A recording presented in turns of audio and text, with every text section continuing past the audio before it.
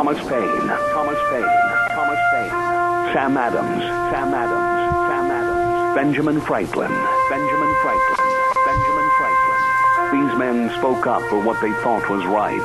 From their courage came such documents as the Declaration of Independence and the Constitution of the United States. From their willingness to speak what was sometimes unpopular but right, we enjoy such liberties as freedom of speech, the right to keep and bear arms, and freedom of religion. There are those who still wish to oppress our freedoms, and there are still patriots willing to stand up and defend life, liberty, and the pursuit of happiness. Men like Zeb Bell, who honor our founding fathers and what they stood for. It's now time for Zeb at the Ranch, speaking up and defending your freedoms. Brought to you by Magic Valley Les Schwab Tire Centers and all of the other great advertisers on the program. And now, Zeb Bell. I read this little kind of a paragraphical story about a couple of weeks ago, and I thought, man, this is fitting. It's from a gentleman that is 73 years old. He said, quote, "I'm 73, except for one semester in college when jobs were scarce and a 6-month period when I was between jobs, but job hunting every day. I have worked hard since I was 18. Despite some health challenges, I still put in 50-hour weeks and haven't called in sick in 7 or 8 years. I make a good salary, but I didn't inherit my job or my income, and I worked to get where I am. Given the economy, there's no retirement in sight. And I'm tired. Very, very tired." Amen. Good morning, everybody. This is Zeb at the Ranch. I'm Zeb Bell. Here comes Kate Smith, and God bless America. Followed by a patriot with our Pledge of Allegiance. We're all tired. Good morning.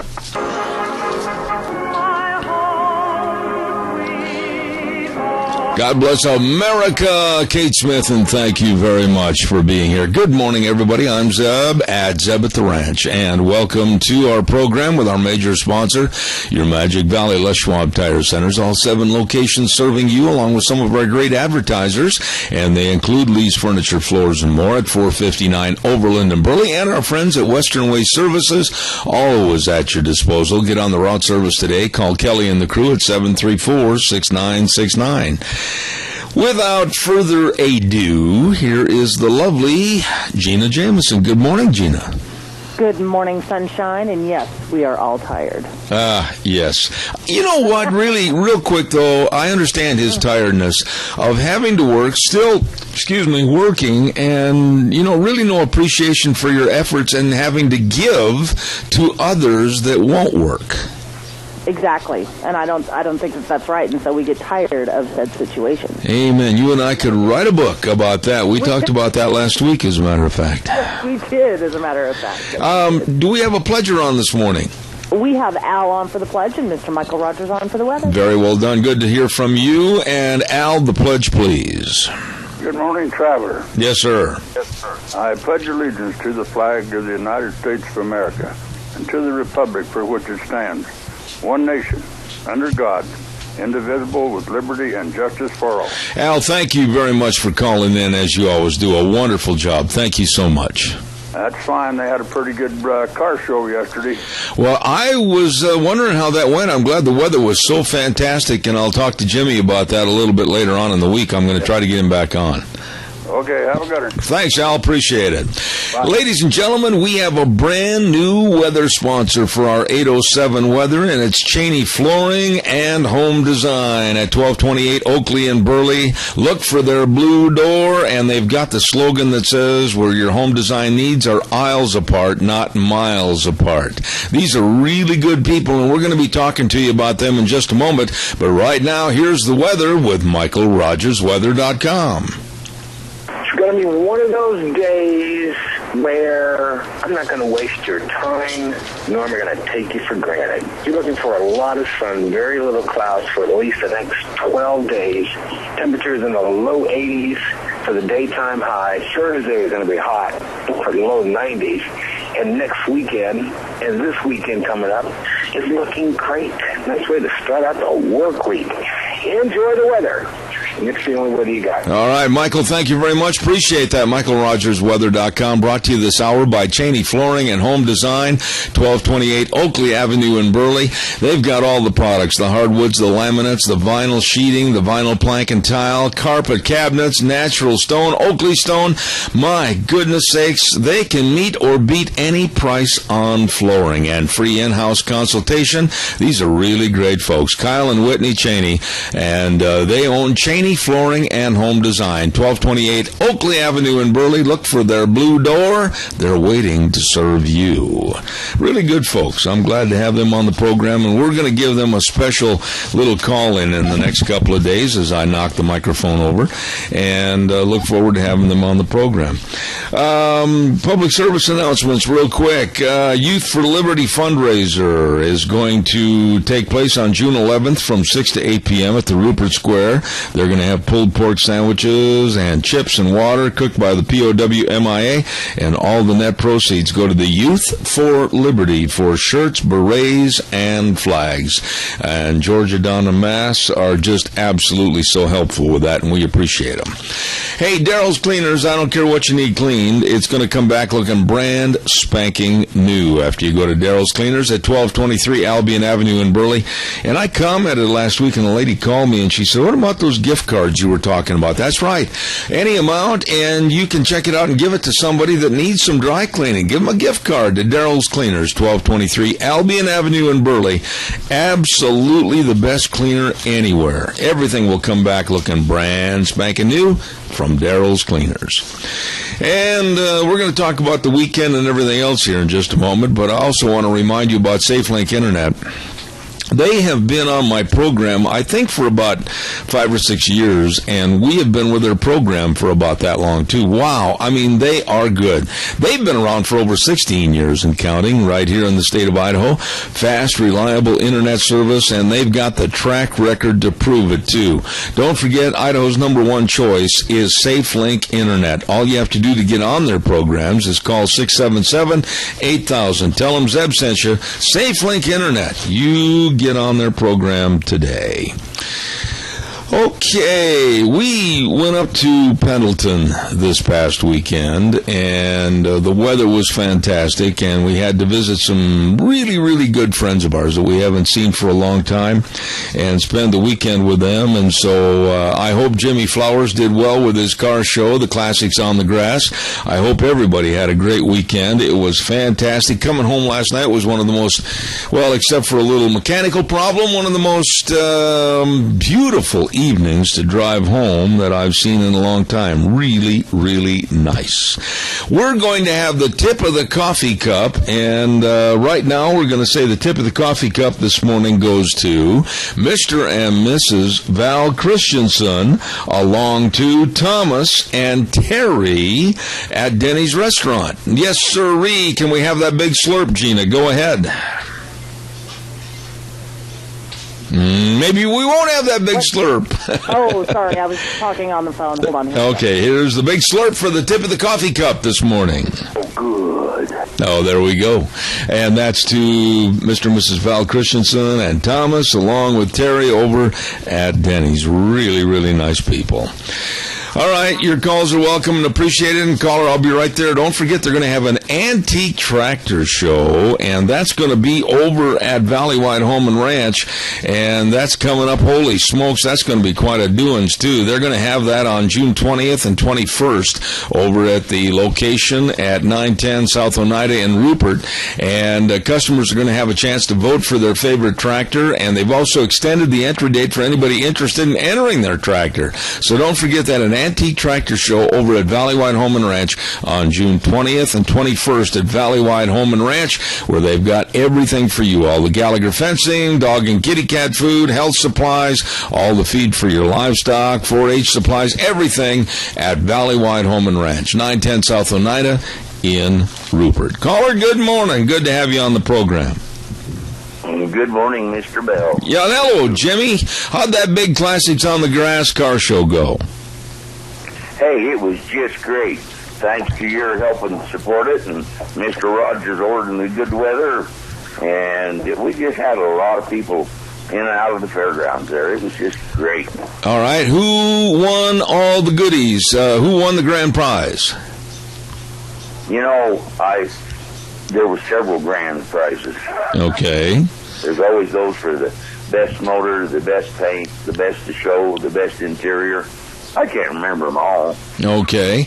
And then pretty good crowds, and you had entertainment, you had good food. Everything went well, right? Everything went well. The only thing bad was you didn't show up. Well, I wasn't even in town, so don't blame me for that. Well, yeah, you know, but you used that excuse for several years in a row now. No, I'm sorry. I'll plan on staying home specifically to come over and sit by the Purple People Eater. Oh, hey, that would be just great. Look at all the extra crowd you'd bring in. Well, I just wanted to say thank you, Jimmy, for sharing all that information with us about the Classics on the Grass Car Show. Hope it was very successful, and next year's bigger and better yet, so thank you for sharing all that with us. Well, it was, and I just want to say thanks to you and all the sponsors, and thanks to all the people that come through the gate to help participate, and thanks to all those that, man, they came from Washington and California and Nevada, as well as all the local towns, everybody that come to bring their cars to show them off. All right, Jimmy. Well, you're always welcome on this program, and thank you so much for all the information. Thanks much. Okay, buddy. Thank you so much, all you do. All right. Take care. Jimmy Flowers with Classics on the Grass Car Show. Absolutely excellent. Hey, Ramsey Heating and Electric at 2600 Overland Avenue in Burley. They've got all the cord ends for every piece of equipment that needs power. And Keith will even give you a lesson on cord ends if you need one. And they've got fuses 1 to 600, and they've got everything. All your light bulbs, name it, it's there. Your electrical needs at Ramsey Heating and Electric at 2600 Overland Avenue in Burley. The number to call ahead and have your order waiting, 678-0459. 678-0459, Ramsey Heating and Electric, where they provide warm winters and cool summers. All right, give me a call, 436-2244, 1-866-927-4587. Last week, we had a little bit of a litmus test, if you will, to see if you, the audience, would weigh in on the Bo Bergdahl story. Many, many people did, but there were many people that surprisingly did not call, and I thought they would. This story about Bo Bergdahl just keeps getting it gets bigger and bigger every day. And I came home last night, and we started going through all the newspapers and cutting out all the different stories and everything. And to say the least, I was more than shocked as to the op-ed piece that was in the Times News, to where they had a headline that was called Demonizing the Bergdahls. Well, when I first read that, I thought, that's the furthest thing from the truth. We're not trying to demonize anyone or any family. And this article, I assume I know who wrote this in the Times News, but I highlighted some of the things that were said, and it said the GOP's ruthless campaign to lampoon President Obama is vile. And then they went on, and they said in regards to the Bergdahls, they're expendable, says the National Republican Machine. This was a slam Republicans deal about the Bergdahls, and believe me, it is not.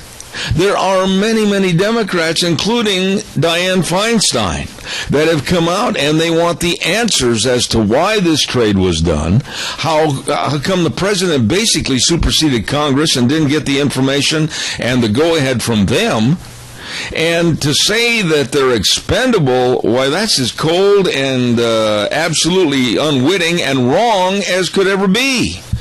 And the Times News just coming out and saying things like Bergdahl's parents, too, are nothing but fodder for the 24-hour noise machines.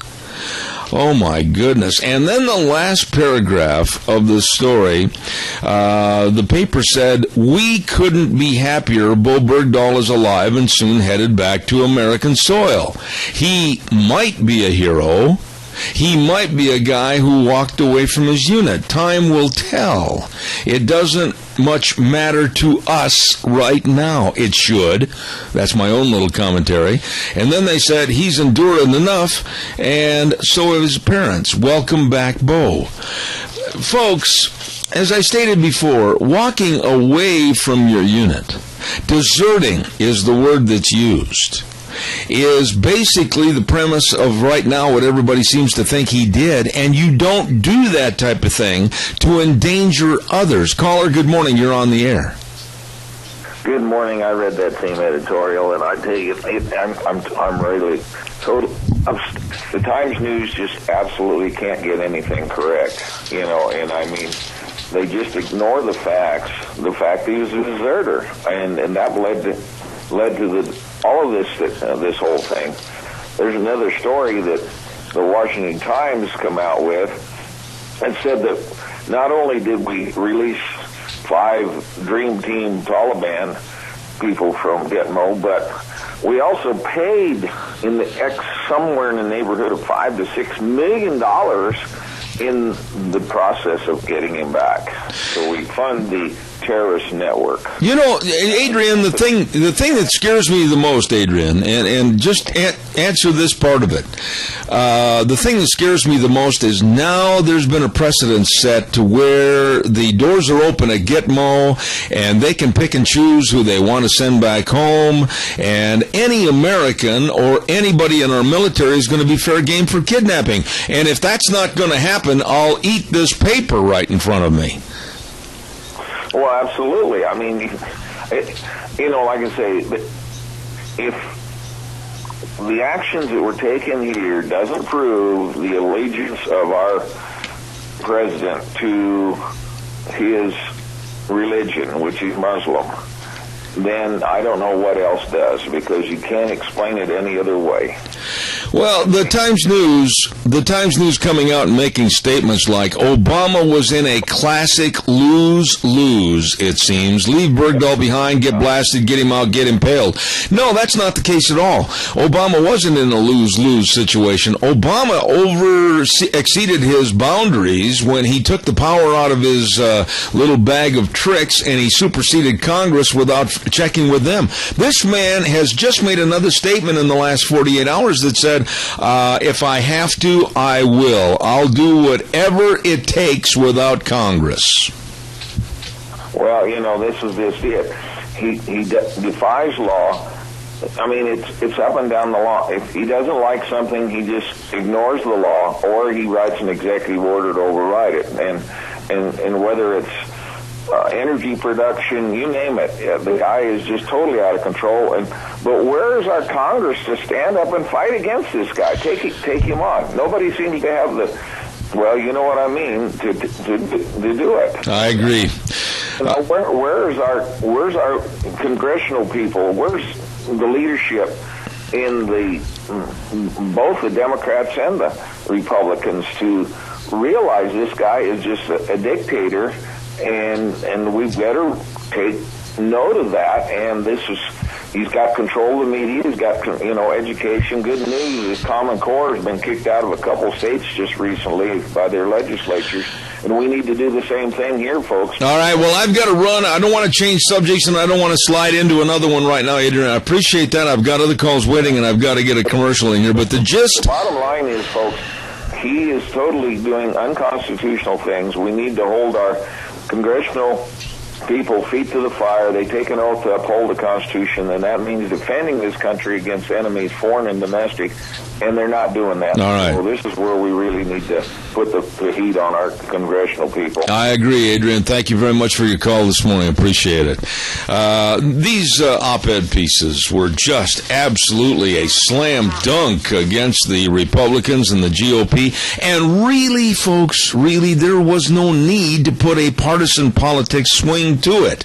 Both sides of the aisle have questioned. Both sides of the aisles have been very, very critical of this trade of 5 Taliban killers for Bo Bergdahl? Why just demonize and say things like GOP's ruthless campaign to lampoon President Obama is vile? Caller, I'll be right there. Don't go away. Denny's Restaurant. Oh, my goodness. 611 Overland and Burley. Oh, you know you're going to get the best of meals. The best of breakfast, lunch, and dinner all the time, anytime, with Thomas and his crew at Denny's Restaurant. Oh, the food is fantastic. And don't forget, too, they've got the Grand Slams. They've got the best in omelets. They've got the breakfast, the lunch, and the dinner. They've got gift cards that you can help somebody else go there and enjoy the great food with a nice gift of a gift card for them, your dear friends and relatives.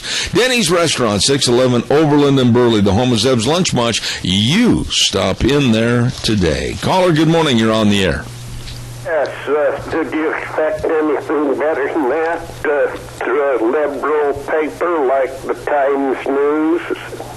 You know, Fred, not anymore. I don't. I thought this was very, very in-line perspective with just a very liberal eyesight, and I thought this was really a low-class op-ed piece because they started to hang the blame on anybody of conservative nature. You've seen the liberal leaning all the way through this campaign and everything. So have I. Well, this really shot it yesterday. I agree with you. There was one paragraph. I want to read this real quick to you, and then I want you to respond. It said, to prove their point, as the New York Times reported last week, the GOP marched out anyone and everyone that ever saw Bergdahl in uniform who might eviscerate him. That's not true. People came forward, the troops came forward, and they were mad because he deserted. That's right. That's right. He did desert. And Adrian had it right. What's wrong with our leaders? Why don't they get in and get this guy out? Obama, is nothing but a dictator. I agree with you. To impeach him. I agree, Fred. I appreciate your call, and I agree with you. Somebody had the Kanakis to do it. I agree, my dear friend. God bless you and Joyce. Have a great day. I got to get to a hard break and then another call. Fred, thank you so much. Okay, guys. Thank you. Appreciate it. Dear friend right there, Fred Preston, thank you.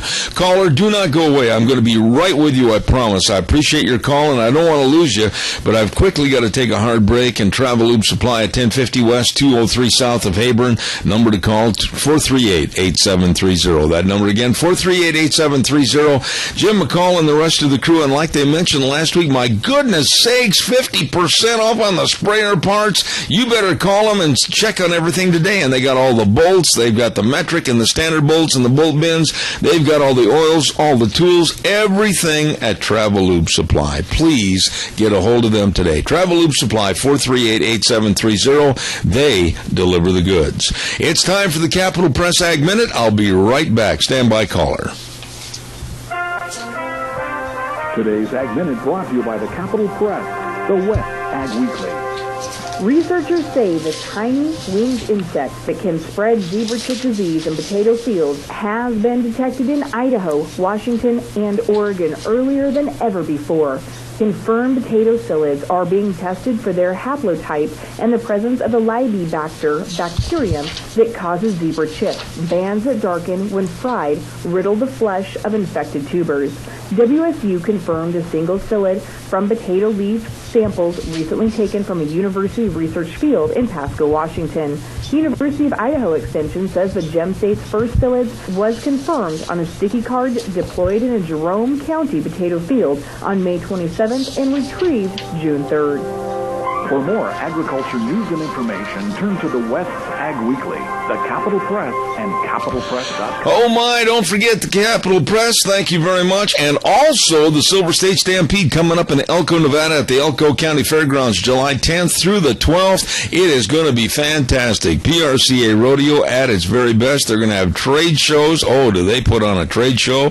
They've got everything down there at those trade shows. The old buckaroo clothing, and they've got the bits and the spurs. They've got everything. People come from miles and miles around to attend the Silver State Stampede in Elko, Nevada. It's going to be absolutely fantastic. July 10th through the 12th in Elko, Nevada. Good morning, caller. You're on the air.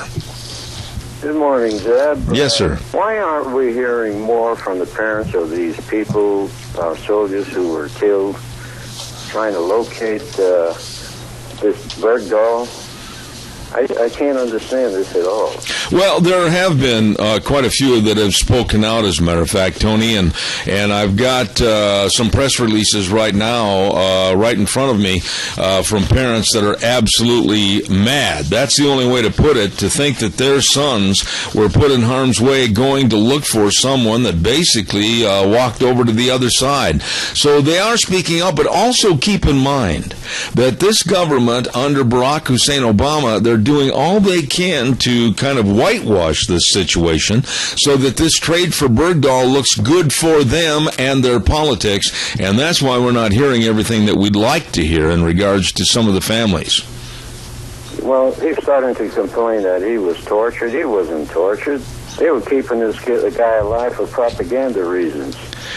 Well, there's so many things we don't know. You know, I've sat here and I've got right in front of me a pile of paper probably 4 or 5 inches high of all the different stories. There's one that just came in not more than a half an hour ago, and the headline is from Newsmax, and Newsmax, a very reputable news agency, said that they have reports that Bo Bergdahl has declined to talk to his own family. Here's the headline.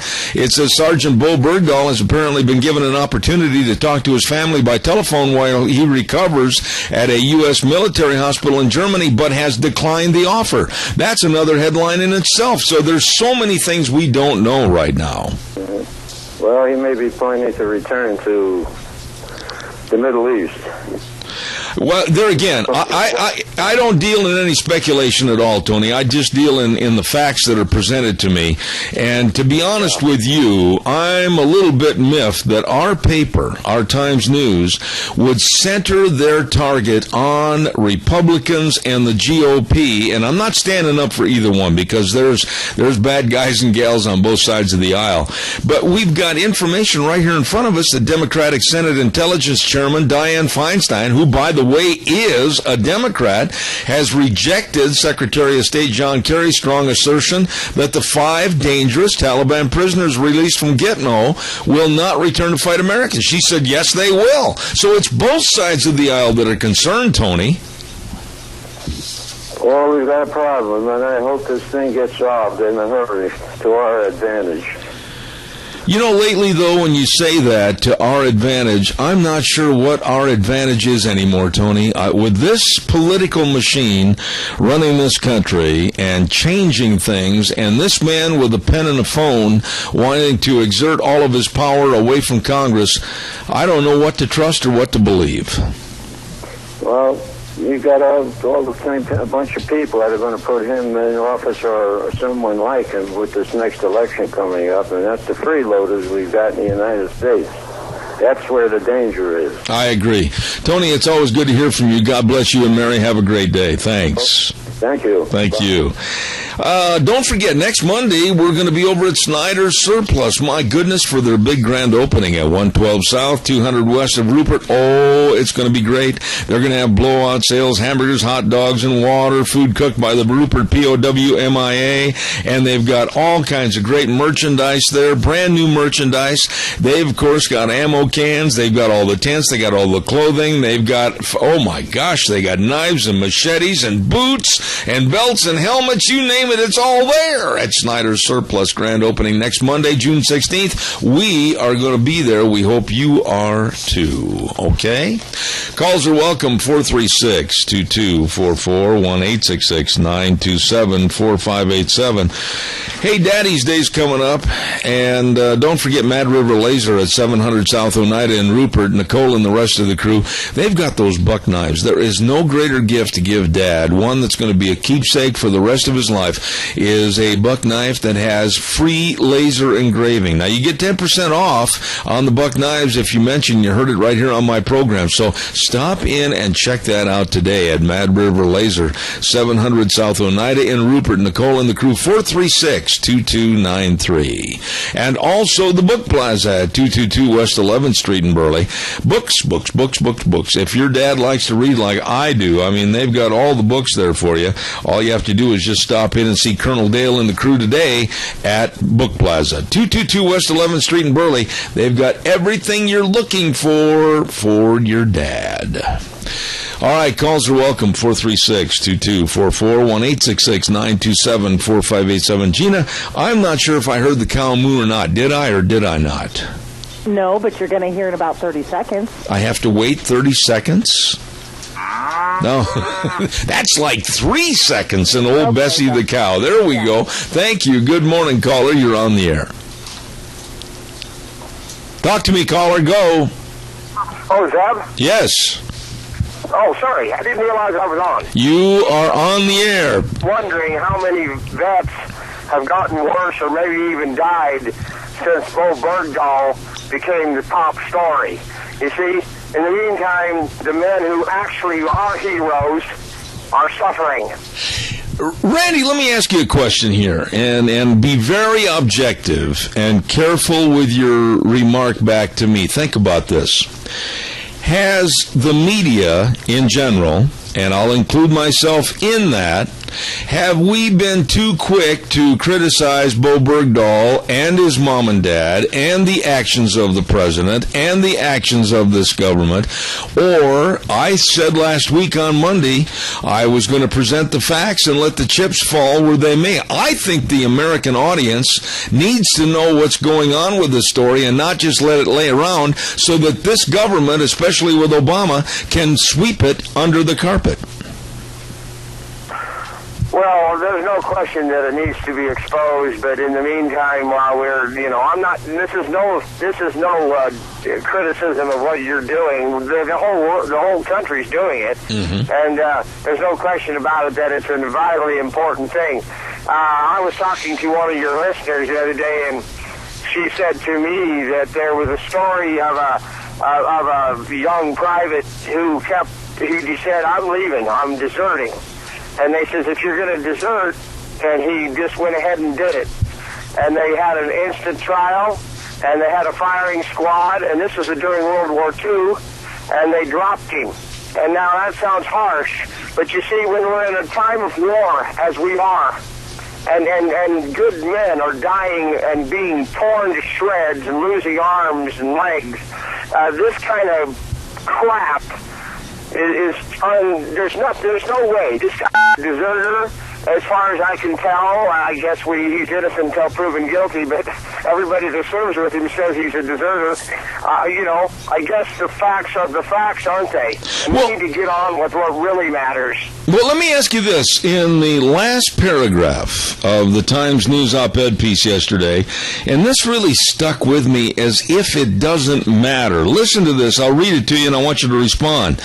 The paper said, "We couldn't be happier. Bo Bergdahl is alive and soon headed back to American soil. He might be a hero. He might be a guy who walked away from his unit." It's just that they minimize what he did and put in harm's way other people looking for him. Do they not understand the severity and the absolute trust that soldiers have to have with each other out in the field? You just don't walk away from your compatriots and leave them hanging. Well, Sergeant Chris Workman, if I'm not mistaken, died and under heroic, or at least in serving his duty, serving as he was supposed to. And he's gotten some local accolades, but does his parents go to the Rose Garden, and did Mr. Obama put his arm around Chris Workman's mother? No, we did it for Bo, and his dad spoke some Arabic, in talking about how Allah is great, and we staked the White House, and it's a world gone crazy, Zeb. Yeah. I think that your remarks were very appropriate because you stated some other things that are facts that are in the story that need to come out. Randy, thank you very much for your call. I do appreciate it. Thank you. I'm just, when I read this yesterday when I got home, the op-ed page of the Times News, I laid the paper down and I said to my wife, I says, holy cow, I mean, this is as slanted as journalism can get. And I was very much offended by the so-called facts and figures that they had put into this op-ed, and I don't think it was very well written. Not at all. I thought it was very poorly written. Calls are welcome. I'd like your viewpoint on this. It's a story that is a mess, but it deserves to be followed, and it deserves to have an end. And that's exactly what we're going to do here on this program. Don't forget Four Paws Bed and Bath, 370 West, 200 South of Rupert. Kathy Cross is going to be on our program later on today. And they've got this big kids canine camp. This is a neat deal for kids, honestly. It's going to teach them a lot about respect for dogs and how to take care of their dogs, but it's also going to show them how to groom their dogs. It's going to have an obedience class and games and lots of real hands-on instruction. And you got to get registered today. Call today for the registration. The cost is $45 for one child and half price on the second child in the same family. It's going to be on June 14th, Saturday, June 14th. Call them right now. Go to the phone and take care of it. 438-4444. Four Paws Bed and Bath, 370 West, 200 South of Rupert, and Kathy will be on a little bit later on this morning, and we will talk more about that. Four Paws Bed and Bath. Calls are welcome, 436-2244, 1-866-927-4587. You know, the Republicans and the Democrats, I will not stand up for either side of the aisle. I want to make that implicitly clear. I think there's been a lot of lying and deceiving by both sides of the aisle. There's been a lot of very shabby workmanship provided to us on both sides of the aisle. And we, the voters and the taxpayers, deserve a lot better than what we're getting. There has been, however, with most stories, whether it's about Benghazi, whether it's about the IRS, whether it's been any scandal that has come up with this Obama administration, and now this scandal with the Bergdahl scandal and the caving in and providing 5 of the most notorious Muslim killers, terrorist killers, back into their hinterland in exchange, all of these things are just absolutely deserving of finding out and asking and receiving questions to many, many answers. I've had, personally, many people that I know in New York City and Washington, D.C. that work with this politics every day. And other locations around the country with news gatherers, and they have told me that this story is much deeper and much more serious than even what is out there in front of the public right now. There's a lot of things that we don't know that are being uncovered every minute, but it's not a partisan thing.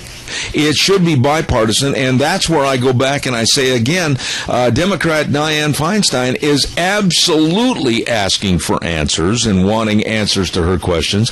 So when you have someone like the Times News and their editorial op-ed staff make this into a demonization of just one party, that's ridiculous and not very good journalism.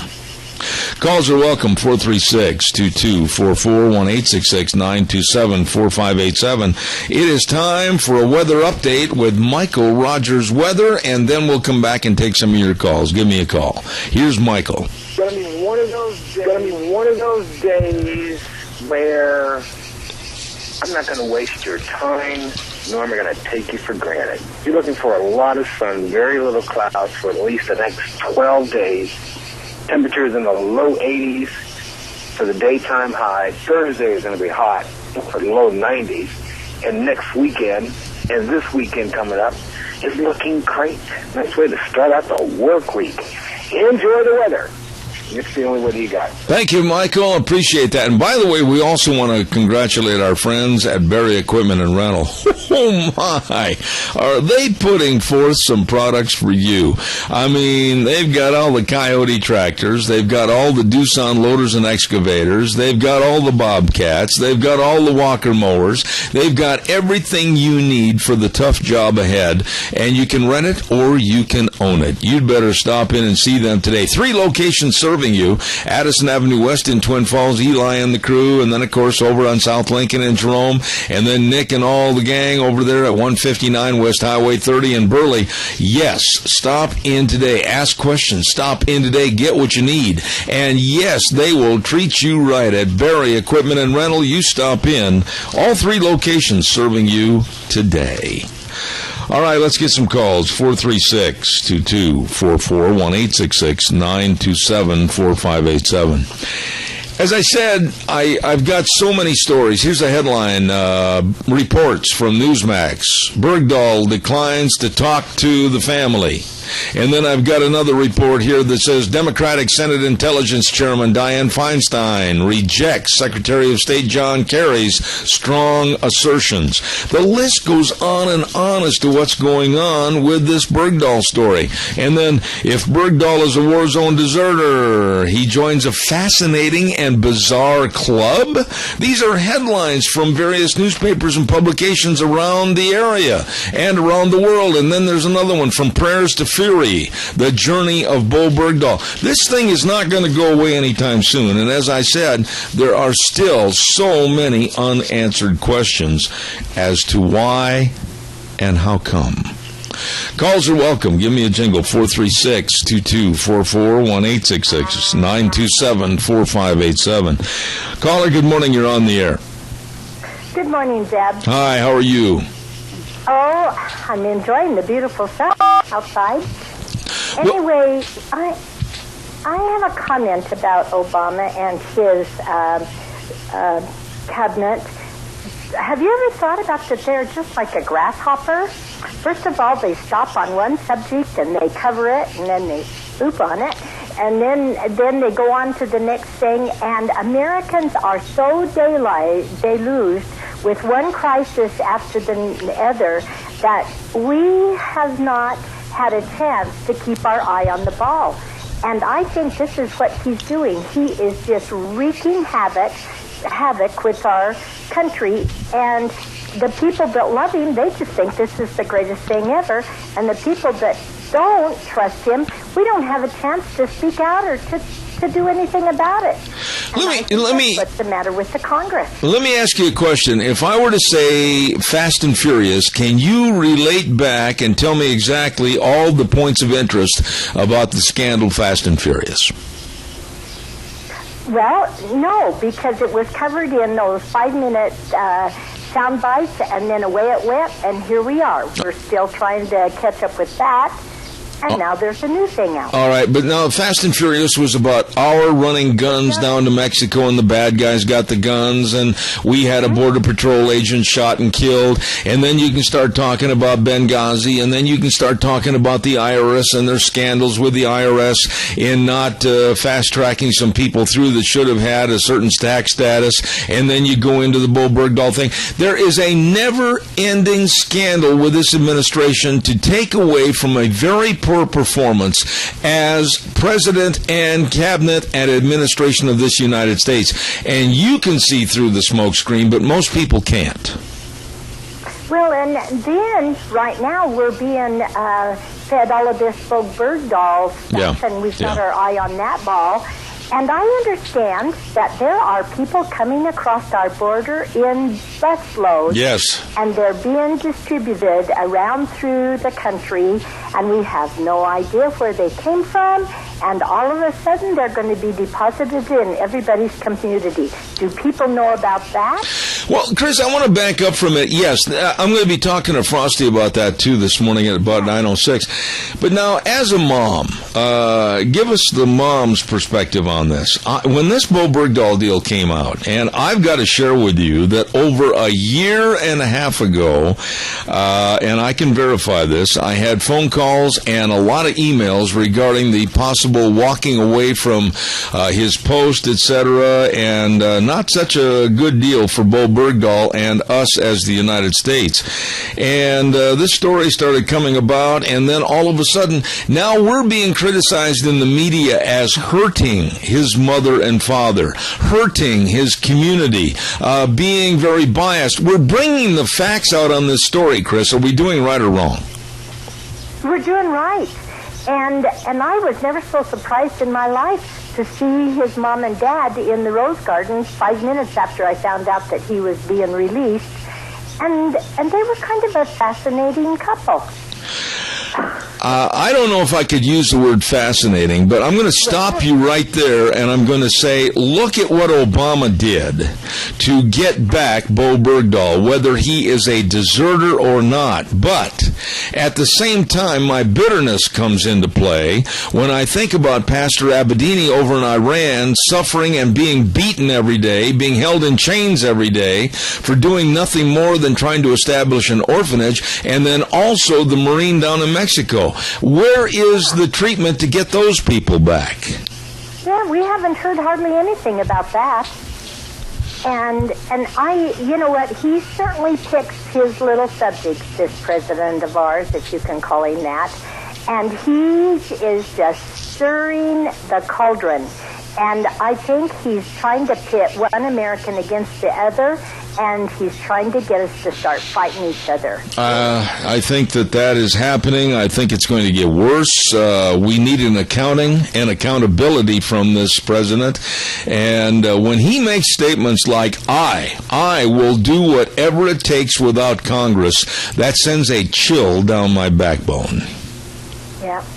Well, the same thing we hear. And then I listened to his glorious speech that he did over in Normandy, and you'd have thought that he was the most patriotic American out there. And it made my blood curdle, because my father fought in that war, and they suffered, and they never got any of the treatment, even that Bo Bergdahl gets. I agree. Chris, always good to hear from you. Thank you so much. God bless. Have a good day. Calls welcome 436-2244, 1-866-927-4587. You know, I've had Nagme Abedini, the wife of Pastor Abedini, on my program, and my heart goes out to that family. Here he's being held in Iran for doing nothing more than trying to establish an orphanage to help some of the children in that area. And we're not seeing anything. When Kerry was over there, he could have made demands right there to the Iranian government and forces to get Pastor Abedini released. Nothing. And all of this, turning 5 Muslim terrorist killers loose for Bo Bergdahl.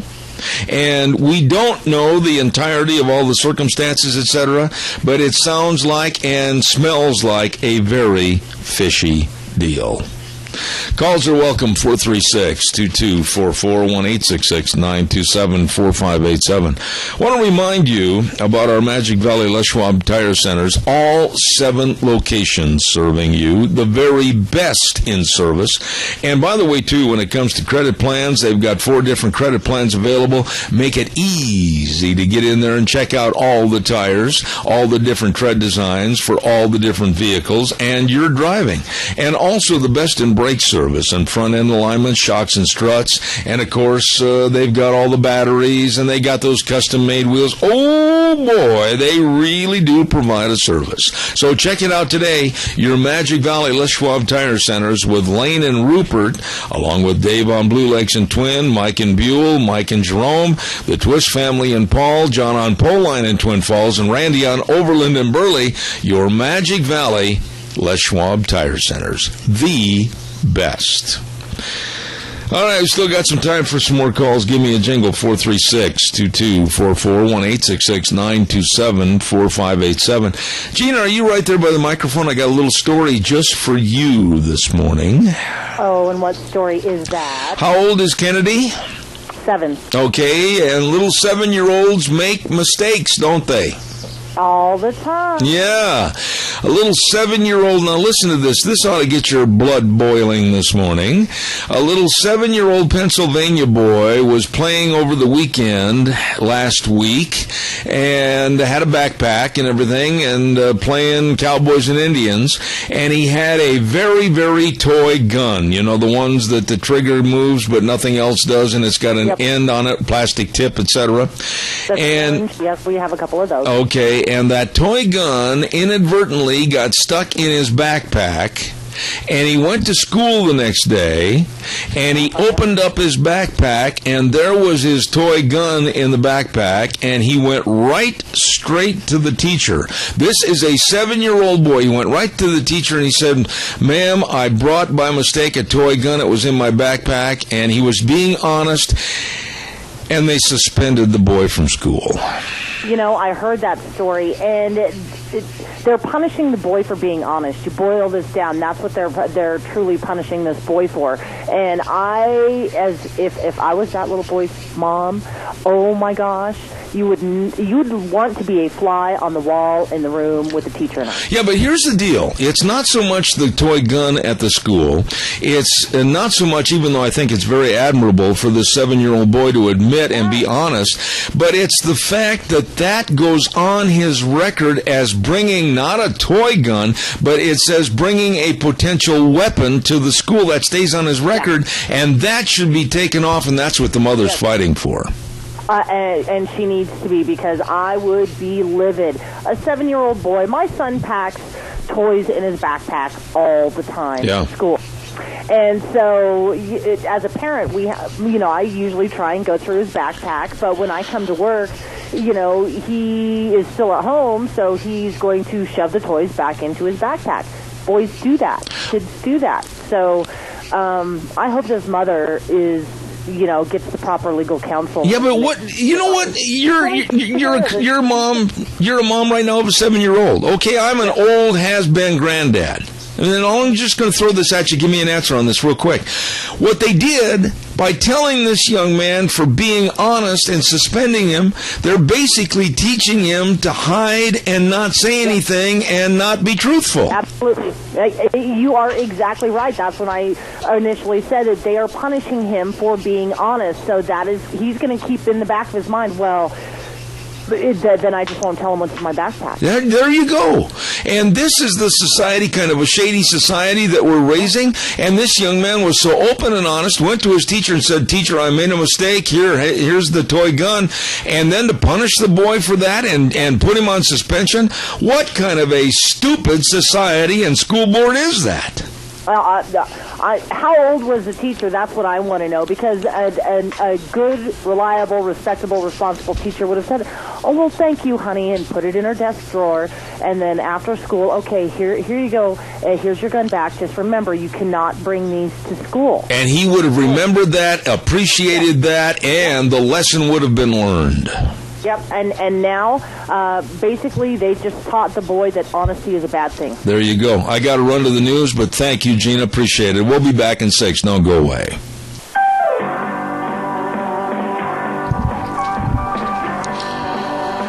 Oh, my.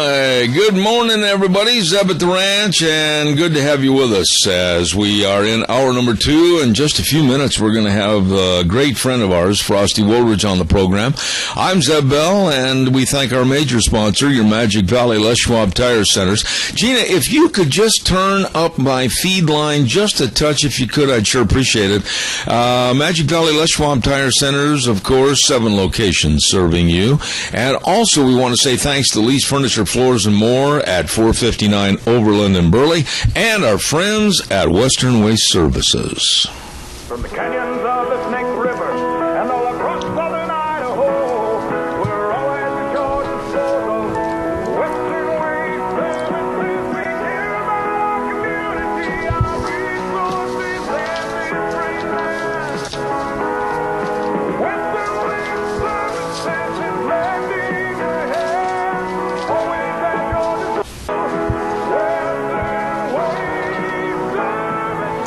Western Way Services always at your disposal, and that is the truth. And call them at 734-6969. Get on the route service like we are. Service is impeccable. And don't forget, there's going to be a lot of reunions and family picnics and company picnics this summer. Don't forget the porta potties. They've got them all for you. Just call and get them all set up. 734-6969. Western Way Services, as they say, always at your disposal.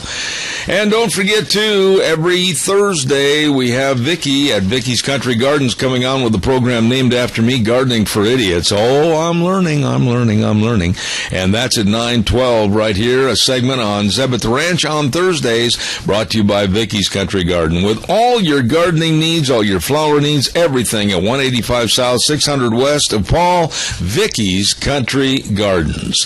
And last but not least, before we get Frosty on the phone this morning, I want to remind you, too, about our friends in Hanson Mortuary with Joel Heward. They make a promise and a pledge to serve you with very flexible hours, and if you can't get to Rupert, they will come and see you. That's right. They can travel to rural towns and churches and help you make all the arrangements. When there's the passing of a loved one, they serve you. Please remember, always upholding the highest ethical standards with unquestioned integrity. Hanson Mortuary at 710 6th Street in Rupert, and the number to call, 436-5636, Hanson Mortuary in Rupert. Right now, we say a very, very good morning to a dear friend in Golden, Colorado, and he, like me, has been very upset as to what's going on with the Bo Bergdahl, Barack Obama, and the terrible release of 5 sinister Muslim terrorist killers. Frosty Woolridge, good morning. How are you? Good morning, Zeb. I'm doing very well, and as promised, I did my homework. And for those of you who want to see the piece, it's called Sergeant Bo Bergdahl, Obama's Waterloo. This story has gotten tremendous legs across the country. There are calls for impeachment for the Barack Hussein Obama because he has now broken the law, whether it's his cover-up of Benghazi, the Fast and Furious cover-up, and literally another dozen of illegal acts as president. And now he has usurped the Constitution another time, and he faces charges of aiding and abetting the enemy because he did not give Congress a 30 days notice before he bartered 5, not just Muslim terrorist grunts on the ground. He gave away 5 mastermind Muslim terrorists who are the kind of guys who created and planned 9/11 or the Barack Obama. The bombings of the Marine barracks. These are the masterminds for one. And now we know from everything I researched, Bo Bergdahl deserted his post. He probably will come back to a court-martial and do hard time. So this thing has gotten just extraordinary. It's gotten extraordinarily convoluted on so many levels. And Frosty, in some respects, I basically, as a dear friend, I owe you somewhat of a apology for springing this information on you on the air with not advance notice last week. I thought that you were aware of what is and was going down, but I really appreciate the fact that you did a lot of study, you did a lot of research, and you came up with a very interesting piece called Obama's Waterloo. And I just want to relate to you that our own newspaper, our own Times News newspaper, came out with an op-ed this weekend on Sunday that said basically, here's the headline, Demonizing the Bergdahls. And they went after the GOP and went after the media like you and I and criticized us, that said it was a ruthless campaign to lampoon President Obama. It's nothing like that. It's about a soldier that left his post, walked away and deserted, and we gave 5 Muslim killers for his return. I mean, the Times News just doesn't get it. Well, not only that, 6 U.S. Army soldiers lost their lives That's right. trying to recover a man. who walked away from his post. And really, in the end, when this thing settles, Bergdahl faces a court-martial for desertion, and he truly faces a military prison hard time. And the real tragedy here is that before he left, he emailed his parents a final note on email. He said, and I'm quoting here, "The U.S. Army is the biggest joke the world has to laugh at. It is the army of liars, backstabbers, fools, and bullies." And then, of course, his father, who was a Muslim. Now, wait a minute. Right there, I got to interrupt you. Now, we don't have, according to what I have here, a verified proof that Bob Bergdahl is a Muslim. However, and the reason I say I don't have bona fide proof, I am very cautious on my program always to say exactly the facts. There is a leaning towards his beard and towards his actions and towards his speech that he was very complimentary to Islam and the Muslim faith, not only in the Rose Garden, but before. But for me to listen and hear somebody say that he is, quote, a Muslim, I don't have verifiable fact on that, and so I'm going to be a little hesitant on that, Frost. Okay, well, then I'm going to, from all of my research, Bob Bergdahl is a converted Muslim, and that I'll get you the citations on that also, because I certainly made that statement in this thing because of all the research that I did. And so if he is or he isn't, this man wrote to his son just before the son deserted, AWOL, "Dear Bo, in matters of life and death, and especially at war, it is never safe to ignore one's conscience," unquote. Mm-hmm. And of course, a short time later, that's when Bergdahl went AWOL and deserted his post, his unit. And as a matter of fact, a Pentagon investigation concluded in 2010 that the evidence proved incontrovertibly that Bergdahl walked away from his unit. If Army brass fulfills their command duties, Bergdahl faces prison for desertion. He faces the wrath of the families of 6 other Army soldiers who lost their lives trying to recover the deserter. Yep. So, again, this thing is convoluted on many levels, and it'll wash out in the end. But my gosh, there's been some terrible things going on. And again, Barack Obama is at the center of this thing because he's done some shredding of the U.S. Constitution in the past, and now once again he did it. And the question is, how much longer can the President of the United States avoid the law, avoid the U.S. Constitution? And I really asked that question in this piece. I thought the piece was excellent, and the way you had written this piece. And when I compared the notes that you had in your piece, Obama's Waterloo, with the article that was in our Times News yesterday, the op-ed piece that was calling the demonization of the Bergdahls, and blaming primarily the Republican Party, and blaming primarily the media for this story, I mean, my goodness, Frost, the facts are the facts that the people that were with him, serving with him, came forward and said he walked away and deserted us, and we went looking for him. How much more of a very blunt statement do you need? Well, exactly. And here's, again, more of my research. We resented Bergdahl, said Evan Buetow, Bergdahl's former Army team leader. And we were upset with the fact that we were looking for this guy who we knew walked away, unquote. That's been verified. So whatever the Times is doing, writing a piece that's emotional and or whatever, they're not dealing with the facts.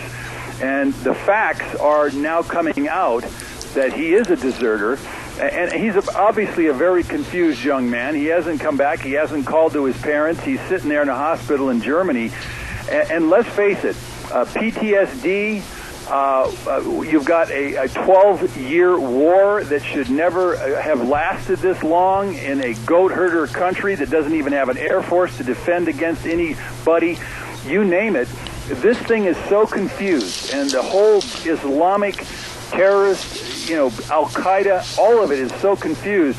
It's amazing any of our kids that come back or even are over there aren't going half crazy trying to deal with a barbaric religion, a backward country coming right out of the 6th century.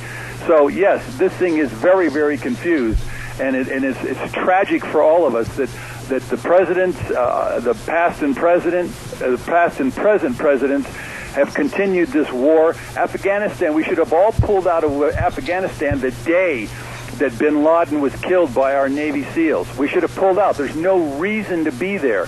And so I can imagine Bergdahl's total exasperation as a grunt, U.S. Army grunt there in the trenches. So it's tragic on many levels, Deb. Well, yeah, but the yeah buts. You always got the yeah buts in every story. You don't walk away from your comrades in arms and your military unit and desert, or do even worse that some of the people have even insinuated as far as any collaboration with the enemy. And, the thing that gripes me, and I'm just going to be very blunt about this, it's so easy to say from the liberal left, well, it's the Republicans, it's the GOP, it's the conservatives, they just want to go after Barack Obama. Frosty, no, it's not. That is a lie. Senate Intelligence Chairman Dianne Feinstein, a Democrat, has been asking questions from the get-go as to why Obama circumvented Congress. So let's not turn this into a partisan problem. Well, without a doubt, and I saw her talk about it on TV, and so when she's asking the question as a Democrat, here's another, the Senate Armed Services Committee chair, and I'm quoting, trading 5 senior Taliban leaders from detention in Guantanamo Bay for Bergdahl's release may have consequences for the rest of our armed forces and all Americans. Our terrorist adversaries now have a strong incentive to capture Americans. That incentive will be put our forces in Afghanistan and around the world at even greater risk, unquote.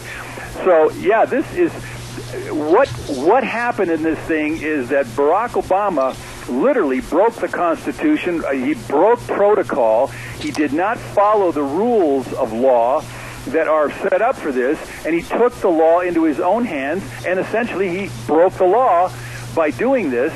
And now he's put more Army personnel, all American military personnel at risk, as well as Americans. Again, you're seeing, I'll just flat out say it, we're seeing incompetent leadership that is literally doesn't know what it's doing. It's staggering into each day, and it's not making learned or intelligent choices. And that's Barack Obama right now. There's another part of this story that in your research, I don't know if you came upon this or not, but little by little there are facts and innuendos that are coming out that there is more than just the trade of the 5 Muslim terrorist killers. There may be many more that are going to be leaving Guantanamo Bay. Here's a paragraph that was in Newsmax written by Ben Fox, and this came out yesterday at 12:05 p.m. Now listen carefully when I read this to you. Until the past week, they had good reason to believe that their ticket out of Guantanamo might be imminent. They're talking about the other prisoners. If not home, then at least to another country. President Barack Obama and others in the administration say they are committed to closing the Guantanamo detention center, and military officials say they can resume transfers at a moment's notice, just as they did with the May 31st swap of 5 Guantanamo inmates for a captured American soldier. So there's more to this deal than just the 5 original killers, Frosty. Well, here is one of the other quotes that I can bring. This quote: "The president broke the law by releasing 5 Gitmo terrorists. Yes. The law requires our sitting president to notify Congress at least 30 days in advance before transferring any prisoner out of Gitmo. He gave no notification. Obama made a unilateral decision. There needs to be a full investigation and consequences, articles of impeachment for starters." Now that's by one higher up that I'm quoting right here. And so this president is out of control and needs to be brought back into reign by Congress and by our Constitution being applied to his activities. Otherwise, he will be emboldened, and he will empty Gitmo, and he will give the rest of the world all these mastermind terrorists, and what we get is more consequences in the future. It's just mind-boggling what was happening to our country. You know, he made a comment, and he's made this comment on about 4 or 5 different occasions, according to the tapes and the videos that have had the news clips. And basically, I'm giving a paraphrase on what he has said at all of those 5 or 6 different times.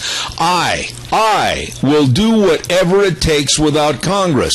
This is a man that wants to be a dictator. This is a man that supersedes the Constitution, and this is a man, Barack Obama, to be wary of, Frosty.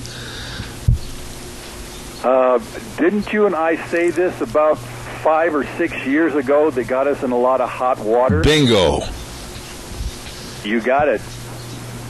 But here's the deal. Here's the deal. We, as the American public, and you will agree with this, we don't know the facts and the figures and the agreements and the under-the-table deals about possibly more Guantanamo prisoners leaving. We don't know about cash settlements. We don't know about equipment. We might have given away the entire family farm to terrorists just for appeasement of Obama and what he wants to do on his world policies. This is very, very scary this morning as far as I'm concerned. As much as I know right now, this is not just scary. This is literally frightening to the core of my American being, because we Americans are really being, we're being put off. We're being told lies. We are being played, and we are not served by an honest administration. We're not being served by our representatives, and only the devil may know and the devil pay of what's going to happen to us with this latest, literally, rogue U.S. president that is not following the rules of the U.S. Constitution. And if we, I mean, this is Orwellian.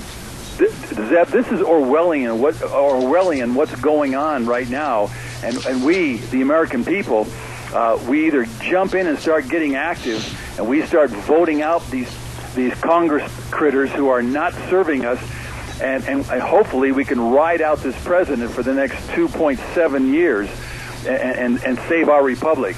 I'm terrified at the future, and I'm especially terrified if that 744 bill passes, because it's going to inundate.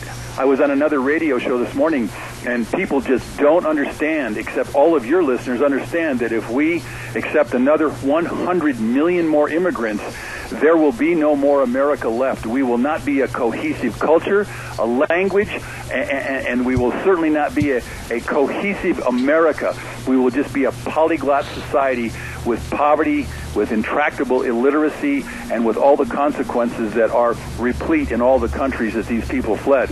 And again, as I always ask, numbersusa.org and capsweb.org, capsweb.org. Ladies and gentlemen, we must empower ourselves to stop this Congress from destroying our country. Frosty, I'm beginning to wonder, and I talked to my wife about this yesterday, I'm beginning to wonder if the American public even cares anymore. I mean, we're talking about Fast and Furious running guns down to Mexico, and those guns are used to kill our own Border Patrol agent.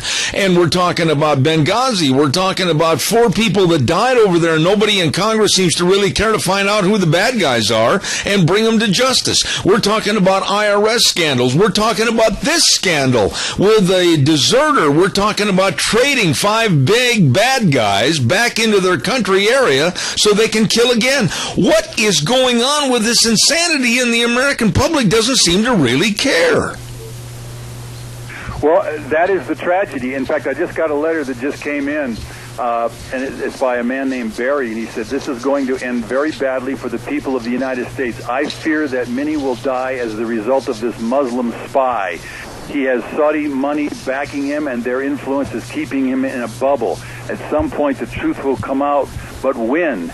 And he says, finally, will the American people respond soon enough to save themselves? And then he said, good article. I don't know. The only hope for America right now is that enough Americans start taking action on the facts that we do know. And literally, we've got to haul in this president from breaking our Constitution, or he will become the dictator of this country, and we will not be citizens anymore. We will be subjects. And that, I guarantee you, I will fight to my last breath, because I'm an American. This is a constitutional republic, and I'm going to stand up for it. And I hope that everyone listening out there stands with Zeb and me, because we are bringing you the best understanding of what's going on in Washington, D.C. right now, and this President Barack Hussein Obama, who, by all actions thus far for 5 years, has not led America toward a better future. Amen. Frosty, excellent job on writing that piece, Obama's Waterloo. That's how I'll paraphrase the headline, because I thought you did an outstanding job. God's blessings to you. I'll be in touch before next Monday, and I want to discuss some other topical information with you. Thank you for being on the program this morning. Great job. Appreciate it. God bless you. God bless you so much, Zeb. Thank you, sir. I'll talk to you soon. Frosty Woldridge in Golden, Colorado, and he's one of our dearest friends. Thank you very, very much. As I mentioned earlier this morning, we brought into the fold a brand new weather sponsor for the 807 weather, and that, of course, Cheney Flooring and Home Design at 1228 Oakley Avenue in Burley. These are wonderful people that always say where your home design needs are aisles apart, not miles apart, and they can meet or beat any price on flooring. Hey, free in-house consultation. Kyle and Whitney Cheney, they really want to help you. They've got all the hardwood, the laminates, the vinyl sheeting, the vinyl plank and tile. They've got carpet and cabinets, everything, natural stone, Oakley stone. They want to help you with the beautification of your home. Cheney Flooring and Home Design, 1228 Oakley Avenue in Burley. Look for the blue door. Call them at 678-6945. Also, ladies and gentlemen, I want to remind everybody Father's Day is coming up, and my goodness sakes, the Goodie Shop at 133 West Main in Burley has all the goodies for Dad. Yep, treat your dad to a goodie basket. Build your own and select one that's already made up. They've got the special Father's Day mugs, too. They can be filled with candy, kisses, and brownie treats and everything. Dad's going to love Father's Day because you stopped and shopped at the Goodie Shop. 133 West Main in Burley. Telephone number 647-0106. And then also make Dad comfy for Father's Day by stopping into Redder Showcase, 2611 Overland in Burley, 878-2000, the number to call. They've got recliners. Oh, my goodness, over 30 different styles to choose from. Make Dad happy. Put him in the pick-him-up truck or the car. Take him by the hand and say, come on, Dad. We're going to find you a nice, comfy chair. Right there at Redder Showcase, 2611 Overland in Burley, wishing you and yours a happy Father's Day. There you go. All right, we're going to get ready to go on the phone lines in just a moment. We've got our next guest with Alliance Defending Freedom coming up momentarily. Also want to remind you, too, about our friends at Let's Ride, Highway 24 between Rupert and Burley. They're busy every day, Monday through Saturday with their summer hours, and they've got all their power equipment on sale. And right now is the time to buy a new generator. They've got all the different varieties to choose from, and they got the Can-Am side-by-side, some really great deals, rebates, and great financing. You open the door to the showroom and just step inside and go, holy cow, this is where the fun is sold. Let's Ride, Highway 24 between Rupert and Burley. You stop over and see those really, really good folks today. Let's Ride. By the way, next Monday, we are going to be over at Snyder's Surplus for their grand opening, Monday, June 16th at 112 South, 200 west of Rupert. And we're going to be broadcasting live and direct from 8 in the morning until 11. Blowout sales going on, all kinds of great equipment. Snyder's always has everything. What you're looking for, ammo cans and tents and backpacks and bags and all the clothing and the boots and the knives and the machetes, they've got it all for you. Oh, my goodness, they've got a itinerary and an entourage over there at Snyder's Surplus, serving you at 112 South, 200 west of Rupert. We'll be over there next Monday the 16th for the big blowout sale grand opening at Snyder's Surplus. Let's go to the phone lines right now, and a lovely lady on the line waiting for me to quit babbling, and that's Carrie Kupek. Good morning, Carrie. How are you? morning, Zeb. I'm doing well. How about yourself? I am fantastic. How is everything with the Alliance Defending Freedom, an organization that I thank God for and I'm very happy to have on our program? What's happening with you folks?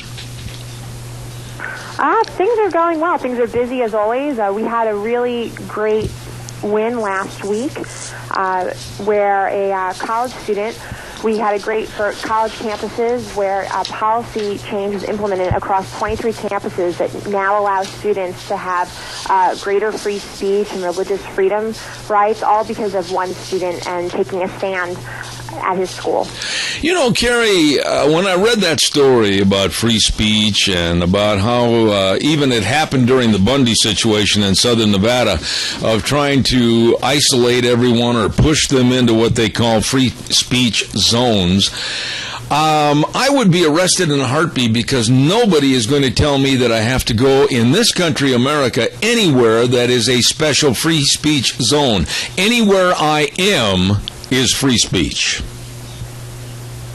Right, and the First Amendment strongly protects the rights of individuals to speak, and especially at universities and colleges, this is a marketplace of ideas. I mean, this is a place where government should encourage the free exchange of ideas, not shut it down. And so with that particular case, you know, we had a student who was preaching in the courtyard. He wasn't blocking anyone. No one had any complaints. He wasn't using anything to amplify his voice. He was doing it on his lunch break, and no one complained. And then he was just told by the public officials that he had to stop because he might offend someone. And he started up again the following week, and they shut him down and said he was violating the school policy. And the school policy really gave the officials unfettered discretion to pick and choose who could speak based on what they were speaking.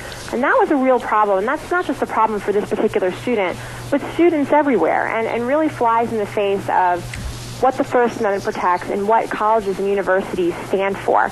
So Alliance Defending Freedom came in and within 3 months settled with the school, and now the school has implemented a school-wide policy throughout the community college system in Virginia, which now allows students greater access to be able to speak freely and just really express their ideas in a way that's fitting for a college and university. You know, Carrie, there's so much in those last couple of sentences that you related to us. I mean, our First Amendment is at stake in this country right now, more so than ever before.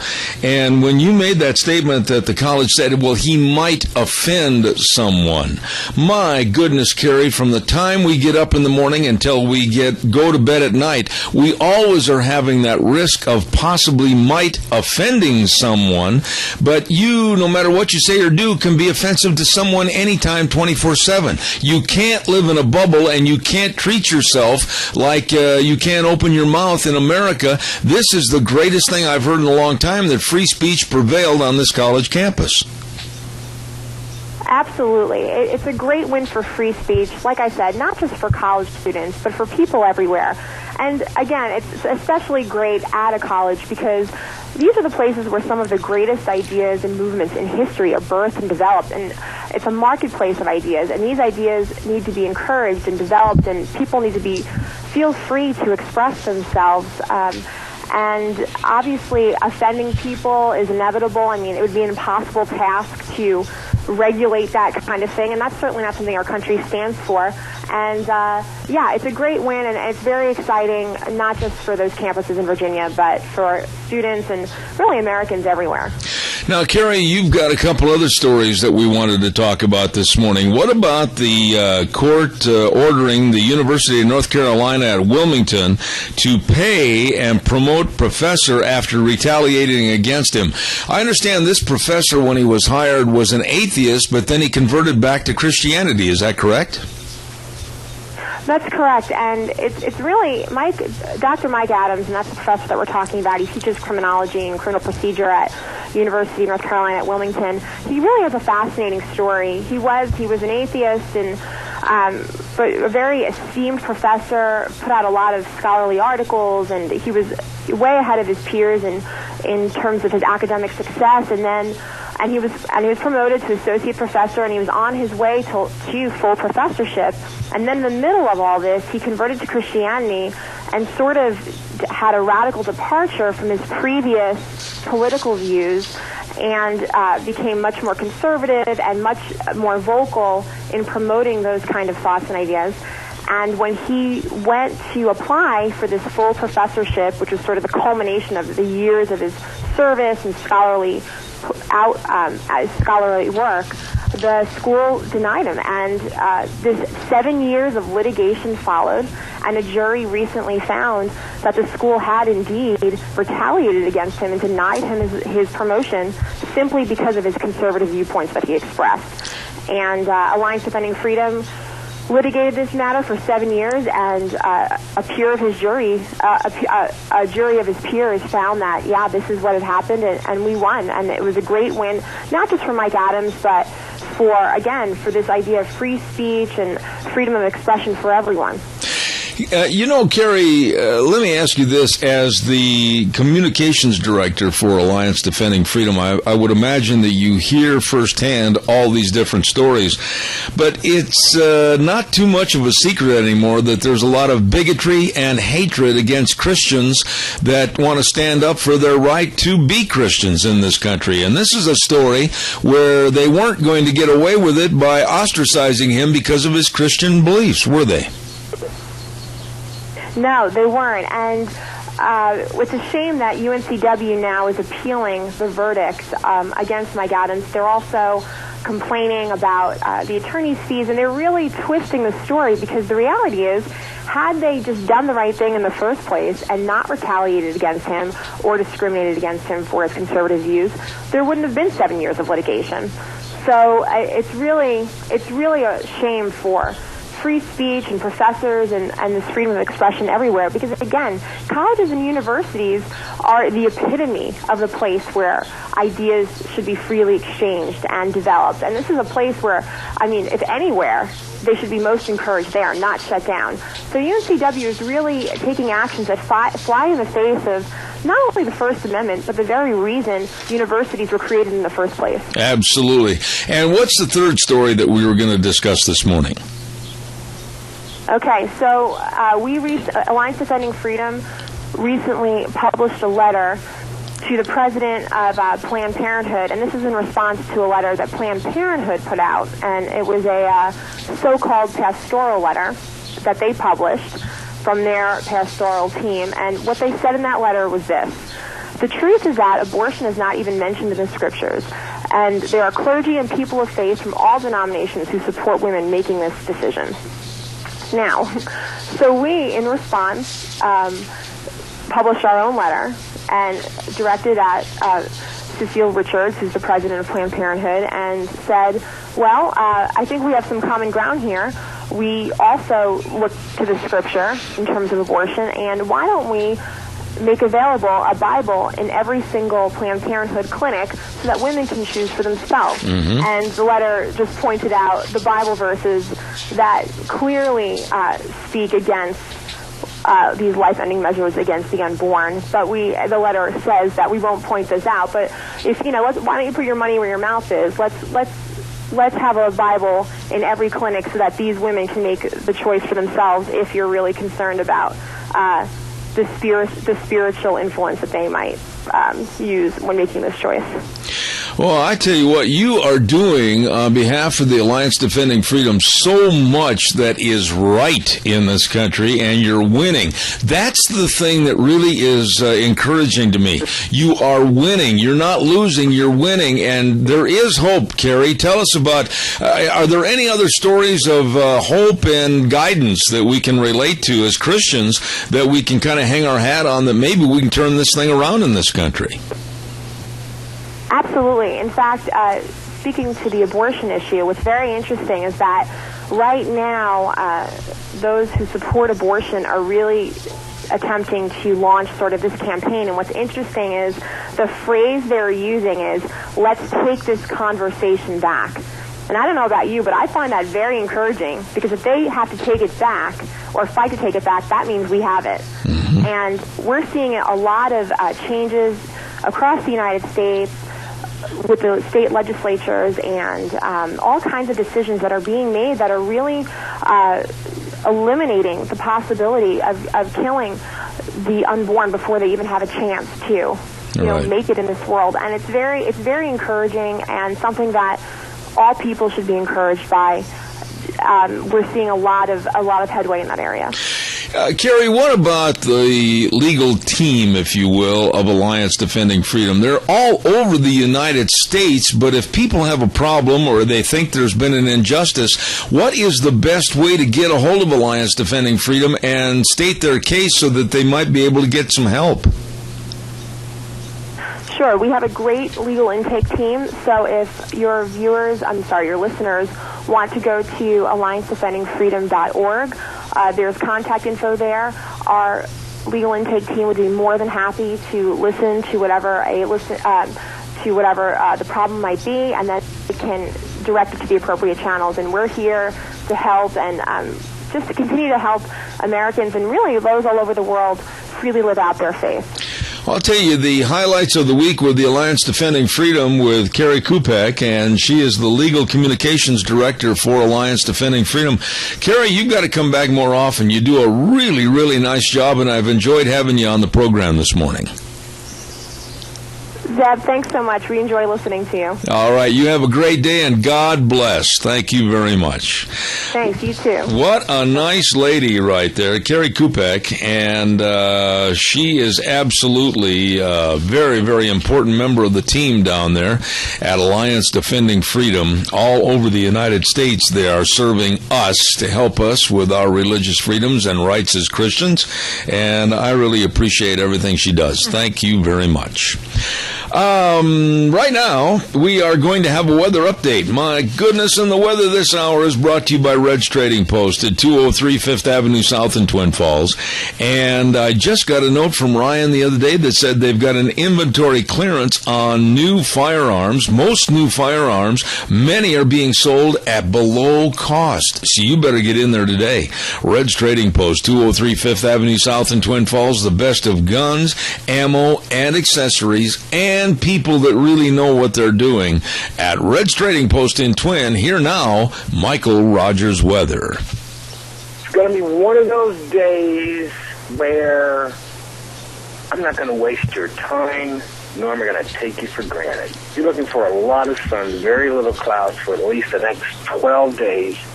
Temperatures in the low 80s for the daytime high. Thursday is going to be hot for the low 90s. And next weekend, and this weekend coming up, is looking great. Nice way to start out the work week. Enjoy the weather. It's the only weather you got. There you go. MichaelRogersWeather.com, brought to you this hour by Red's Trading Post, 203 5th Avenue South in Twin Falls. The very best of guns, ammo, and accessory, and great people at Red's Trading Post. You stop in and see them today. All right, calls are welcome and appreciated for the remainder of this hour, and I've got a couple other things. I'm going to get Gina on the phone here with us in just a moment. Don't forget, too, when it comes to life insurance, health insurance, retirement planning, employee benefits, all of this and more, think of Cameron and Siemens Insurance. That's right, Dean Cameron, Todd Siemens, very dedicated and responsive to your needs. They can help, and they will. Please get a hold of them today. Their number, 436-4424. 436-4424. Cameron and Siemens Insurance, Highway 24 in Rupert. Please remember the name, Cameron and Siemens Insurance. Okay, the open forum. Give me a jingle on the landline. We will talk about anything you want to talk about for the remainder of this half hour. Zeb at the Ranch on a Monday morning. And Gina Jameson, did you have yourself a good weekend? It was good, but I worked hard over the weekend. What'd you do, work on the car?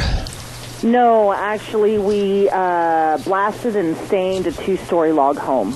You blasted and stained a 2-story log home? Yes. That takes a lot of work. It does. It took, they blasted it on Friday, and then Saturday and Sunday we spent all day staining. Well, we went to Pendleton and had a wonderful weekend until we came back up Cabbage, and I lost the transmission in my pickup. Yes. So, and other than that, it was a great weekend, right? Oh, yes. Why, how could you not have a good weekend trying to go straight up into the air on Cabbage knowing that your transmission is not going to make it? Man, and you know what, that's such a spendy fix, too. I'm sure that you will get it handled, but hopefully the truck is feeling better soon. You know, I got to be honest with you, after all the bills incurred because of the surgery and now the transmission and some other miscellaneous things, there are times that if I were on Captain Ahab's ship and he said, walk the plank, I would say, please let me be first in line. I am so there. You've got a phone call. All right, we'll take it. Good morning, caller. You're on the air. Zeb. Yes, sir. If old Obama can turn those 5 Gitmo outlaws loose, and old Mr. Bergdahl is a deserter, he'll probably turn him loose, too. Bob, right now, my fear, in all seriousness, and I don't make jest about this story whatsoever, but my fear is that there's going to be a whitewashing of this situation with this White House. In other words, try to minimize any outside influence saying what Bergdahl did, what he was, or what he has become, and minimize it so that the trade makes the White House look good, and I'm just afraid of the politics. Well, I have to agree with you. I think all that can happen with the pen and the telephone. That guy needs to go, but if they impeach Obama, what have we got coming in better? Well, there won't be. You know, people can say impeachment. They can say, well, we've got to get rid of him. We've got to throw him out of office. And the long, lengthy, and the arduous campaign of trying to impeach that president and literally strip him of the Oval Office, you know as well as I do, would go on and on and on. And it would turn into the media saying it's partisan politics because the media absolutely is in bed with Obama, and you know that. It's not going to do any good. The only way we can defeat Obama is to have his own people on the left side of the aisle, the Democrats, like Dianne Feinstein and others, that have any semblance of American values. They've got to stand up and say enough is enough. Well, it sure as hell isn't Harry Reid or that woman from California, whatever. I can't think of her name right now, but I don't think she has a name. Anyway, have a good day, Zeb, and I hope everything comes out. Yeah, I guess if they put enough Clorox in the wash, it'll come out. Okay. Thank you. Thanks, Bob. Appreciate it. Thank you very much. I think he was referring to no-name Botox Nancy Pelosi. Ay, ay, ay. Yeah, I watch her on television. I see her on the news. I got to have Gina respond to this, too, so that it's not just a sexist remark.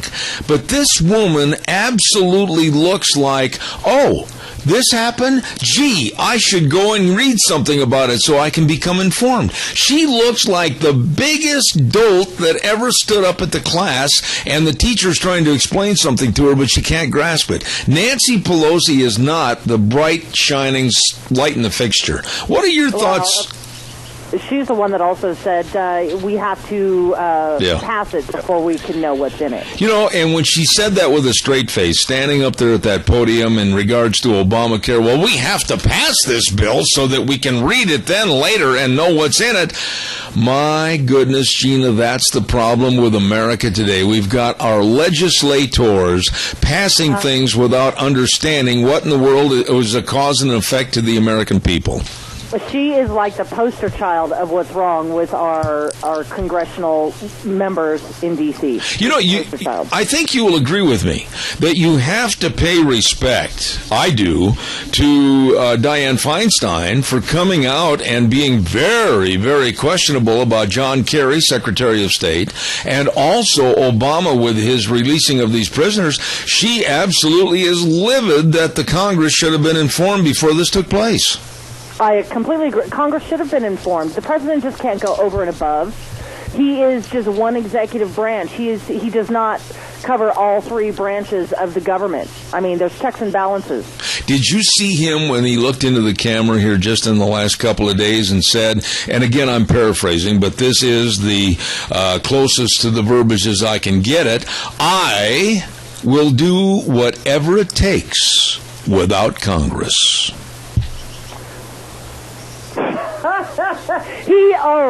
That just infuriates me. That is exactly what is wrong with this administration. Well, first of all, I will do whatever it takes. I'll take that call in a minute, but I'll do whatever it takes. Whatever it takes for what? For Gina Jameson, for Zeb Bell, or no, Barack Obama? We're not special enough. We're not special enough. It is for Barack Obama and his cohort. There you go.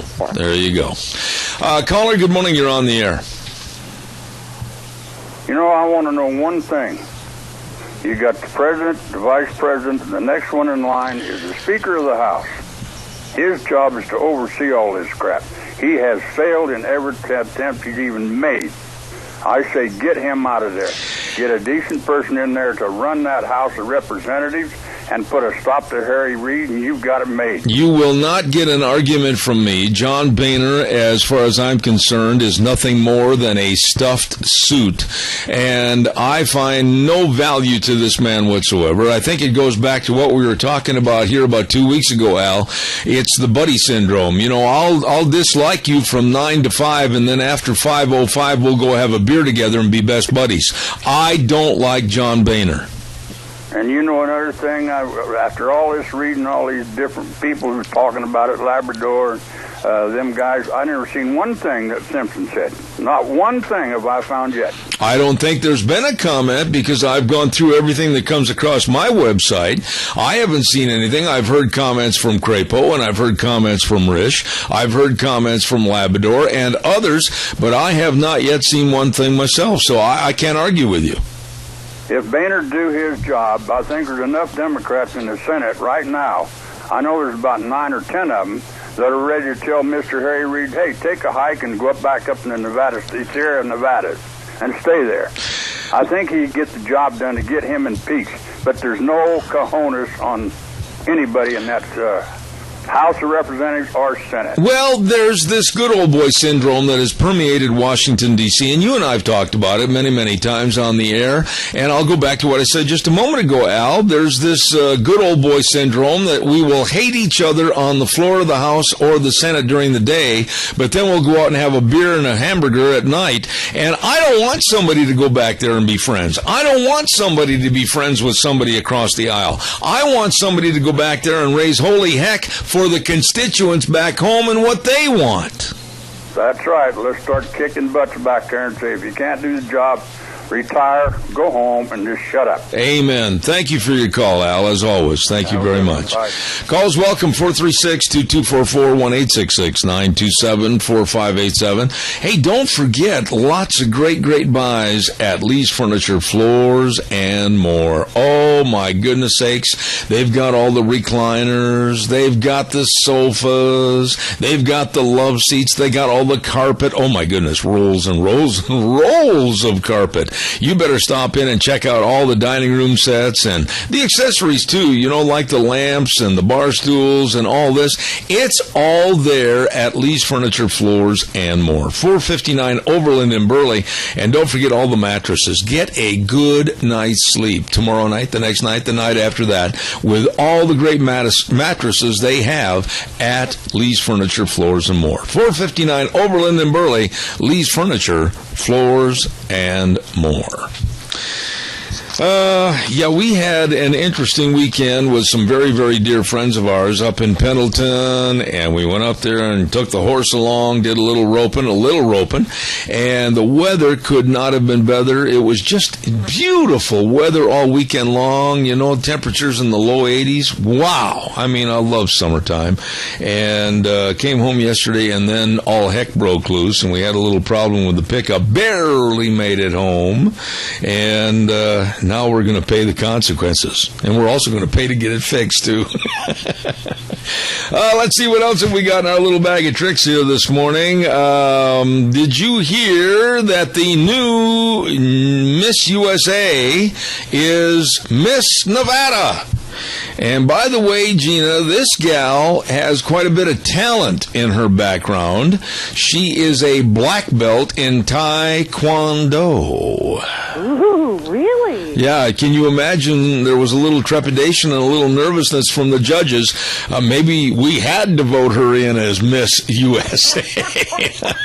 They were afraid of retaliation themselves or something? Yeah, you know, I'm trying to think of the girl that was competing in the Miss USA contest, and quickly I'll say this, maybe you know the answer to this, but there was a lot of criticism because she was a full-figured girl, and there was some criticism about her not being so petite and elite like the others, and I saw a picture of her in the bikini, and quite frankly, I thought, whoa, baby, she's a good-looking gal.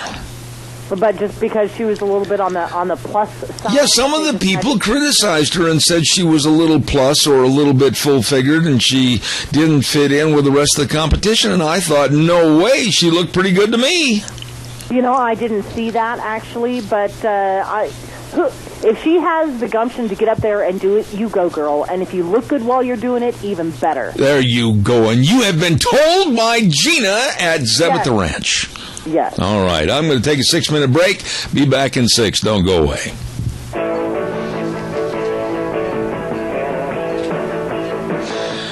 Oh, good morning. Good morning on a Monday. Zeb at the Ranch. I'm Zeb Bell with our major sponsor, your Magic Valley Les Schwab Tire Centers, all 7 locations serving you.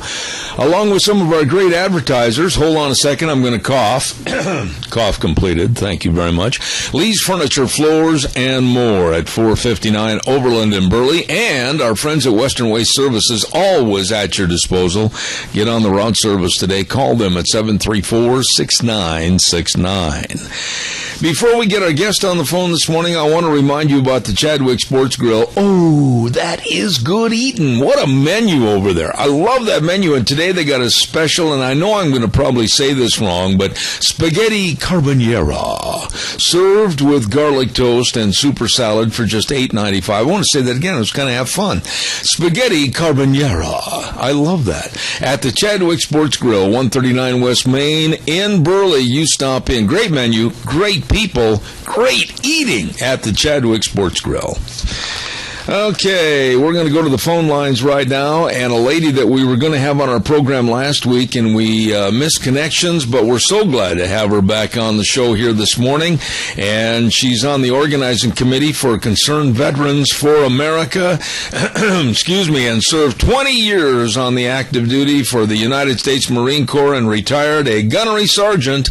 This is the lovely, and I've seen her on TV quite a few times, Jessie Jane Duff. Good morning, Jessie. How are you? Hey, good morning. Thank you so much for inviting me. Well, it's a treat to have you on the air. And, you know, I got to tell you right up front, you are a fire plug. Boy, I mean to tell you, you're not going to let anybody walk over you. I love the way you handle interviews on TV. You really tell it like it is, and I like that. Well, I appreciate that. That's the gunnery sergeant in me. You know, you can't leave people out there saying things that aren't necessarily accurate or false, and you also have to be humble enough to know when you misstate yourself. So it's kind of it's a nice little tricky way to be, but, you know, there's nothing worse than watching a show and you see somebody so opinionated that either they're not giving you all the facts or misinformation, or they're just definitely standing tall on inaccuracies. And it's always very, very frustrating for me as a viewer. So I try to make sure that I keep things on the up and up. Well, you sound like you're a reference point against the Obama administration when you said that last little bit. Anyway, Jessie. Well, you know, I usually am talking about just fellow pundits that I'll see on television myself, you know, as far as the president goes. I mean, that's just a whole different category in itself. Let me ask you. I'm not even using that as a reference point. You know, I just think that they feel like if they can rewrite history, we'll all just fall in line and believe it. And it's very frustrating that at this point, going into, 6 years, that they'll say things that they have to backpedal on consistently and figure that if they just keep denying, or saying it's a scandal or saying it's something outrageous or using inflammatory language, that everybody's just going to be like, oh, yeah, they're picking on you. They're just making a scandal out of nothing. And it just does get a little exhausting. Jesse, if I may call you by your first name, I wanted to ask you how, and I'm not trying to be vague, and I'm not trying to be uneducated when I ask this. How did the VA and its problems get so exacerbated that it ended up like it has been? No service to our military, no service to our returning vets. How did this get so bad and nobody was a whistleblower long before this? Well, there is service to our veterans. We want to be very clear on that. There are many VA hospitals that have not mismanaged or misperformed. I do have veterans in my network that have complemented several facilities. The veterans that are primarily suffering the most out of this have become the Vietnam veteran era simply because they were not even able to have Agent Orange recognized until 2009. And when that happened, a flood of claims came in, and that essentially is what started the backlog problem. The mismanagement and inability to streamline their process was an additional factor that allowed the VA to become so bogged down in their mess that as they got the claims through, they were going into the hospital food chain, and that there they weren't able to manage the appointments. So there are many veterans that do get quality care. However, there's just too many that aren't, and that's the biggest focus. I try to be very clear so that it's not looking like a broad sweep. There are some great VA employees, doctors, and nurses out there. However, there are some executives, and quite a number we've seen systemically across the nation, that were trying to shadow these numbers so that it appeared that they were doing the right thing, getting people in within 14 days, which is the policy of the VA for any dental or medical appointment, and then turning around and getting bonuses for it. So for me, looking at this, when I used to say for a whole year it was due to mismanagement, now I realize this was actually deliberate. And that's probably what infuriates me more than anything. I've always known that the government is not able to do things with a lot of flow, and functionality, that they have 15 layers when they could have 5. I've known that. I just figured we were fighting an uphill battle. But when I find out that these managers were actually training employees on how to hide the numbers, how to make it appear that a veteran was waiting only 14 days, when in fact they were waiting longer, maybe 30, 60, 90, 120 days, then I really am now realizing we have just beyond just a VA problem. We have an integrity issue. We have the love of getting a bonus issue. We have a lot of other issues here that are fraudulent and criminal. So, when you're looking at Albuquerque, New Mexico, where they were making patients wait 4 months for gangrene, brain tumors, and heart disease, I'm sitting back going, can you even wait that long for any of those things? That's just ridiculous. They had 8 cardiologists on staff. 3 were only working a day. They roughly saw 2 patients a day. So what they could see in a week, private practice was seen in 2 days. The VA has had systemic problems in the past. Poor streamlining, not automated systems. The list could go on and on with its created this mismanagement. It did not happen overnight. And it did escalate under Secretary Shinseki. I would not sit here and say Shinseki is the reason it happened. That would be false. But he is a critical link to not addressing it. If I was aware of the scandals over a year ago, so was he. So his closing speech that he gave the night before he had resigned was that he was not aware that this was at more than one facility. He thought it was an isolated event. He didn't realize it was systemic. I would have applauded him if he said if he had said anything but that. He did apologize, but what I am infuriated over was a year earlier, I knew about 5 dead men at Dorn Medical Facility waiting on cancer treatment. I knew about dead veterans at Atlanta and Augusta due to the appointment wait times. The VA knew they had a problem with systemic problems with appointment delays and fudging the numbers. In fact, they sent out a memo in 2010 that clearly called out this practice and said it needs to come to a stop. So the VA was aware, and if Secretary Shinseki, as a general, wants to stand there and try to convince the American public that he only thought it was in Phoenix, I'd have to challenge him and say, you have to look in a mirror, sir, and tell me that that is not an integrity violation within itself, within yourself. So if you're going to excuse it because I didn't know, and it's not my fault, I'm sorry, I could have hired a private first class to tell me that kind of an answer. Absolutely. So, yes, it is a little bit appalling to me that it is where it is. How it got here is just ridiculous. It didn't happen overnight, and it is not a result of President Obama hating veterans, as so many of my veterans on Twitter want to say. No, President Obama just is incompetent when it comes to managing his staff and his administration. I think he likes to believe people who he is close to, and he doesn't listen to those who might tell him the hard, cold truth. People like me would look him in the eye and say, you've got a serious, flawed problem here when you have 600,000 veterans waiting for their benefits in March of 2013, and when you came on board, it was only 89,000 veterans. How did it escalate to this level, and what are you going to do to fix it? You know, Jesse, let me ask you this. During the course of that last part of your conversation, you used the word deliberate. And for what purpose? I mean, if you put a cat under the rug to hide it, sooner or later somebody's going to step on the cat. That's been widely exploited by the press. Sharon Hellman got a bonus in Phoenix last year, a little over $9,000. She was able to have lists that she made it appear that the appointments were less than 14 days. Her facility looked like it was running smoothly. Meanwhile, when she was in Seattle, Washington, she had misrepresented and fraudulently reported suicide numbers out of Seattle. She said 9 when in reality it was 21 or 22. And instead of getting fired, she was moved out. And then she was moved up. So bonuses. When these executives are receiving bonuses, even though there's mismanagement, you're now enticing them to hide and deceive with the numbers and the reports. The VA's reporting system in itself is flawed. It shouldn't be based upon numbers. It should be based upon results. I want to hear about the results. How many claims did you get through, and how many of those claims had to go through appeals? That tells me if you're giving a fair and accurate rating in the benefit side. On the appointment side, if you have a 30, 60, 90-day backlog waiting to get people into appointments, how come if you haven't screamed to Washington, D.C., that you need a more effective system so that you can change that? I want to hear about the results. I don't want to have a system where you're getting bonuses for keeping numbers low, because then they're determined to manipulate the systems to look like the numbers are low. Like whether we had one executive get $80,000 in bonuses in a period of 4 years. So what is that? Roughly $20,000 a year. Meanwhile, there were 5 dead veterans due to mismanagement in his healthcare facility. Another got $65,000 in bonuses in the same 4 years, and yet in his region, the backlog was at a very high rate compared to the rest of the nation. The backlog meaning the benefits were waiting over 125 days. Some parts of the country were waiting as long as 600 days to get their benefits. So their metric system is flawed. They're grading people with information that can be manipulated versus results.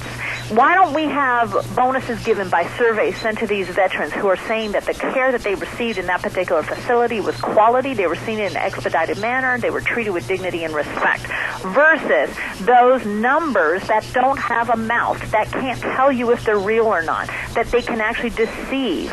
You know, it's shady accounting. That's what they're getting their bonuses for. Let me ask you this part of the question in regards to former Secretary Shinseki.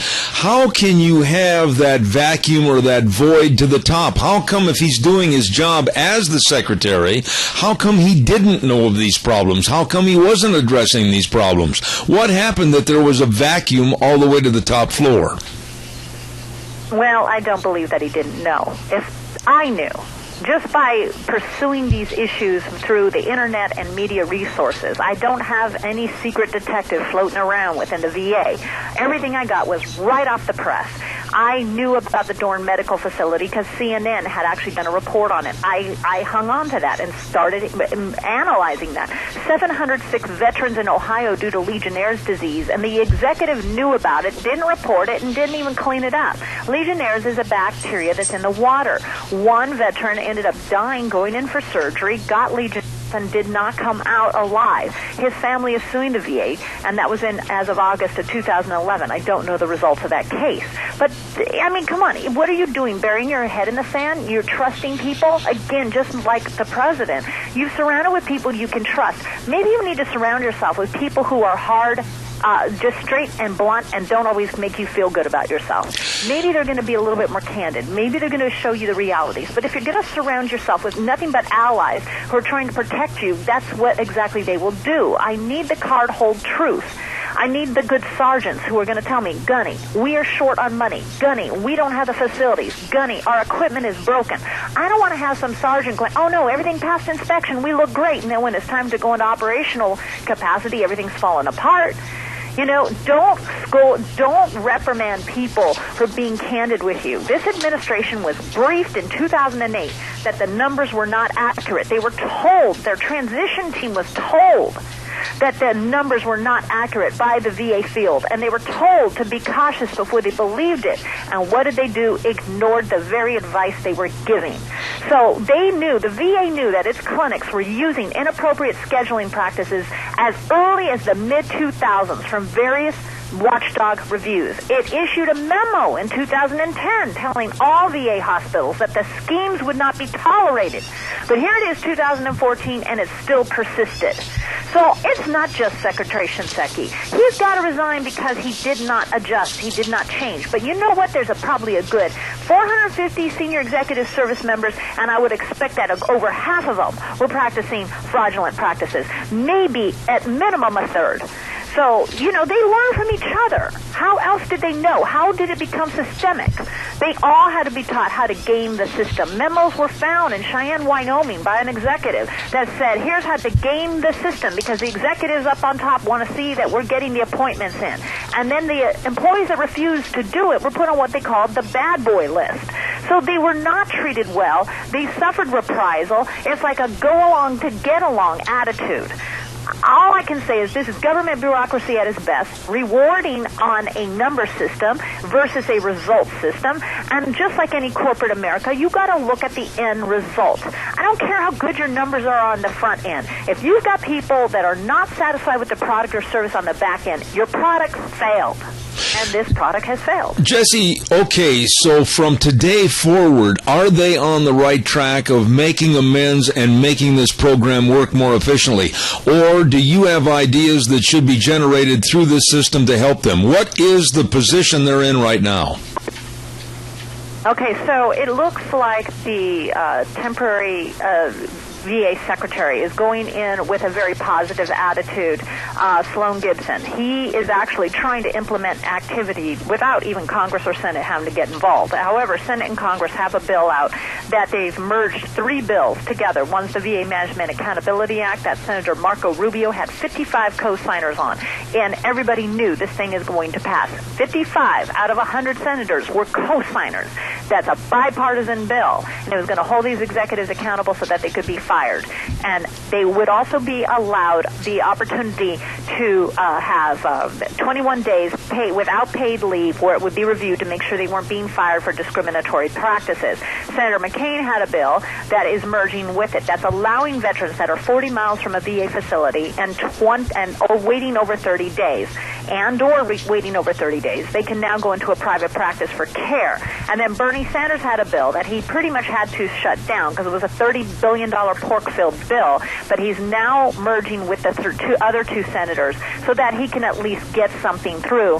He is going to want some new facilities. We do believe those are already paid for. We don't want vague or wishy-washy numbers. We're not trying to give the VA more money. Their budget has already increased by 50% in the last 5 years alone. They're at $150 billion. They're second to only DOD with a budget. And look at all the stuff the DOD has to purchase, and they have a heck of a lot more personnel on hand. They're going up to $160 billion already. So that's the first thing. I will also give credit to Gibson. He is contacting all the veterans on these unofficial wait lists to help them schedule appointments. He's began work to contract with private clinics to help the VA deliver timely care. The VA has been allowed to do this since the Clinton era, probably even sooner. He's deploying mobile medical units to see more patients. and he started the administrative process required to removing the 3 senior officials at the Phoenix Center. Now, I would dare to say, you better not stop at those 3. There's plenty more. Jesse, I think the bottom line at the end of our segment right now, I'd like to just say, with a volunteer military force, these young men and women deserve and should get what they're promised. And you look for better things in the future so that it's not going to deplete our numbers of military, and that they will be getting the benefits that they deserve and have been promised at enlistment? Yes, of course. And I would say volunteer or drafted. Neither would be one greater or lesser than the other, because regardless, they served with the condition that if they have a service-related disability or benefit, that is the sole purpose of the VA. The VA does not serve every veteran. It is for those with service-related disability. Now, if you've retired from the military or you were retired medically, you're going through DODs, like people like myself. I don't use the VA, but the VA is often for those vets who served 4, 8, maybe even 12 years. They have some type of knee injury. They have some type of PTSD. Maybe they were outwardly able to re-enlist, or they had some minor medical problems that allowed them to get off active duty, but they were not medically retired. Medical retirement is usually when they've lost an arm, leg, or have traumatic brain injury. Things that are very, very severe that end their career short. However, some of these disabilities have affected men and women where they are not capable of performing normal jobs. That's why they need the assistance. You know, if you have back problems, knee problems, joint problems, PTSD, mental health issues, many of the Agent Orange victims are now dying of cancers. They have also gotten, diabetes, high rates of different various illnesses as a result of Agent Orange. And sadly, many of those men have already died. They died long before the VA even recognized their benefits, because they did not recognize Agent Orange till 2009. 53 veterans died a day in 2011 waiting on their benefits. I'm not saying that it was a result of those benefits that they died, but 53 a day died just waiting on the benefits. So that tells you how critical this is to move things forward and move it expeditiously but accurately. Absolutely. You are everything that I had hoped on the program this morning. Gunnery Sergeant, United States Marine Corps retired, Jessie Jane Duff. God bless you for being on the program. Please come back in the future. We'd appreciate it. Oh, please invite me again. I'll keep you updated as this moves forward. Any national security, veterans, military issues, I definitely stay on top of it all. But thank you so much for inviting me. Thank you very much. Jessie Jane Duff on our program this morning. Thank you very much. Very, very outspoken and very well-educated lady when it comes to the Concerned Veterans for America and our VA and other topics. And we're going to have her back on the program in the very near future. You can bet on that. Every Thursday on this program, we have a program called School Days in Cassia County. And we have 2 wonderful sponsors that we'd like to say thank you to for the sponsorship of School Days in Cassia County. A Child's World, 1308 Overland in Burley.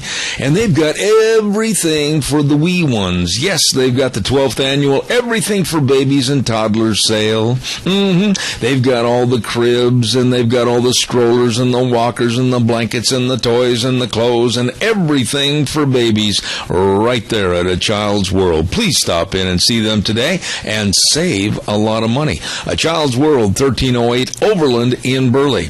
Our other sponsor of School Days in Cassia County is the Ambulatory Surgery Center at 1344 Highland Drive in Burley. Always check with the Ambulatory Surgery Center before you have an outpatient surgery.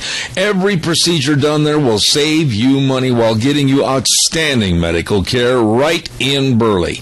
So call them today at 677-8888. 677-8888. Ambulatory Surgery Center at 1344 Highland Drive in Burley, and A Child's World, 1308 Overland in Burley, bringing you School Days in Cassia County. Call her real quick. I've only got a minute left. Okay, see, you want the truth, and then let the facts fall where they may. Just ask the sergeants. They know more than any officer that's in the United States Air Force or any place else. Isn't she outstanding, and didn't she do a great job? You've seen her on television, I'm sure. Yes, I have. And that's she what I said. You want to know the truth? Call a sergeant. Yeah, that's a little bit of a back scratch for you, isn't it? Well, yeah. Al, God bless you, man. Thanks so much. Thank you. We're going to take a little break right now and send it back over to our main studios, and then we're going to have the lovely Kathy Kraus from Four Paws on our program next half hour. So don't go away. Zeb at the Ranch. I'll be right back. And now, back to Zeb at the Ranch on AM 1230 KBAR. To reach Zeb, call 436-2244 or toll free 1-866-927-4587. And now, here is Zeb Bell. Welcome back, and thank you very much. Hey, I know a couple of good old Declo boys that grew up on farms in the area, and now they practice law. And they can help you in the areas of wills and trusts and estates. That's Brett Anthon and Matt Darrington of Anthon Darrington PLLC, located at 601 7th Street in Rupert. Number to call, 260-5280. They know all about water law and farm leases and purchases and new business entity startups and family law. Please call them today at 260-5280. Brett Anthon and Matt Darrington of Anthon Darrington PLLC, and they're located again at 601 7th Street in Rupert. They're waiting for your call. Right now, we're going to go to the phone lines, and I have with me on the program a lovely lady that has quite a business, and I'm really intrigued by her little, I guess you could call it her courier station wagon that has Four Paws Bed and Bath on it. That's a cute little Dickens. Good morning, Kathy Kraus of Four Paws Bed and Bath over in Rupert. How are you today? I'm great, Zeb. How are you? Well, I appreciate you consenting to come on my program because, you know, I don't think of all the places like yours around the United States, I've heard of anybody that's more innovative, having different things for the public. And you've got something coming up this weekend called a Kids Canine Camp. What does that mean? Go ahead and tell us about it. Yeah. We do. It's going to be really exciting. We've done it 2 other years, and the kids love it. They bring their dogs to Four Paws, and we have all kinds of activities for them and their dogs. We have, they get to bring their dog, and they get to give their dog a bath in our grooming room. We show them the proper way to bathe and brush their dog and get them all cleaned up. We help them clip their dog's toenails. We also teach them some real safety with their dog, as far as safety for their own dog and then safety for themselves around other dogs. So that's really important, too. You know, and we also will serve them lunch, and we give them certificates with some pictures we've taken throughout the day.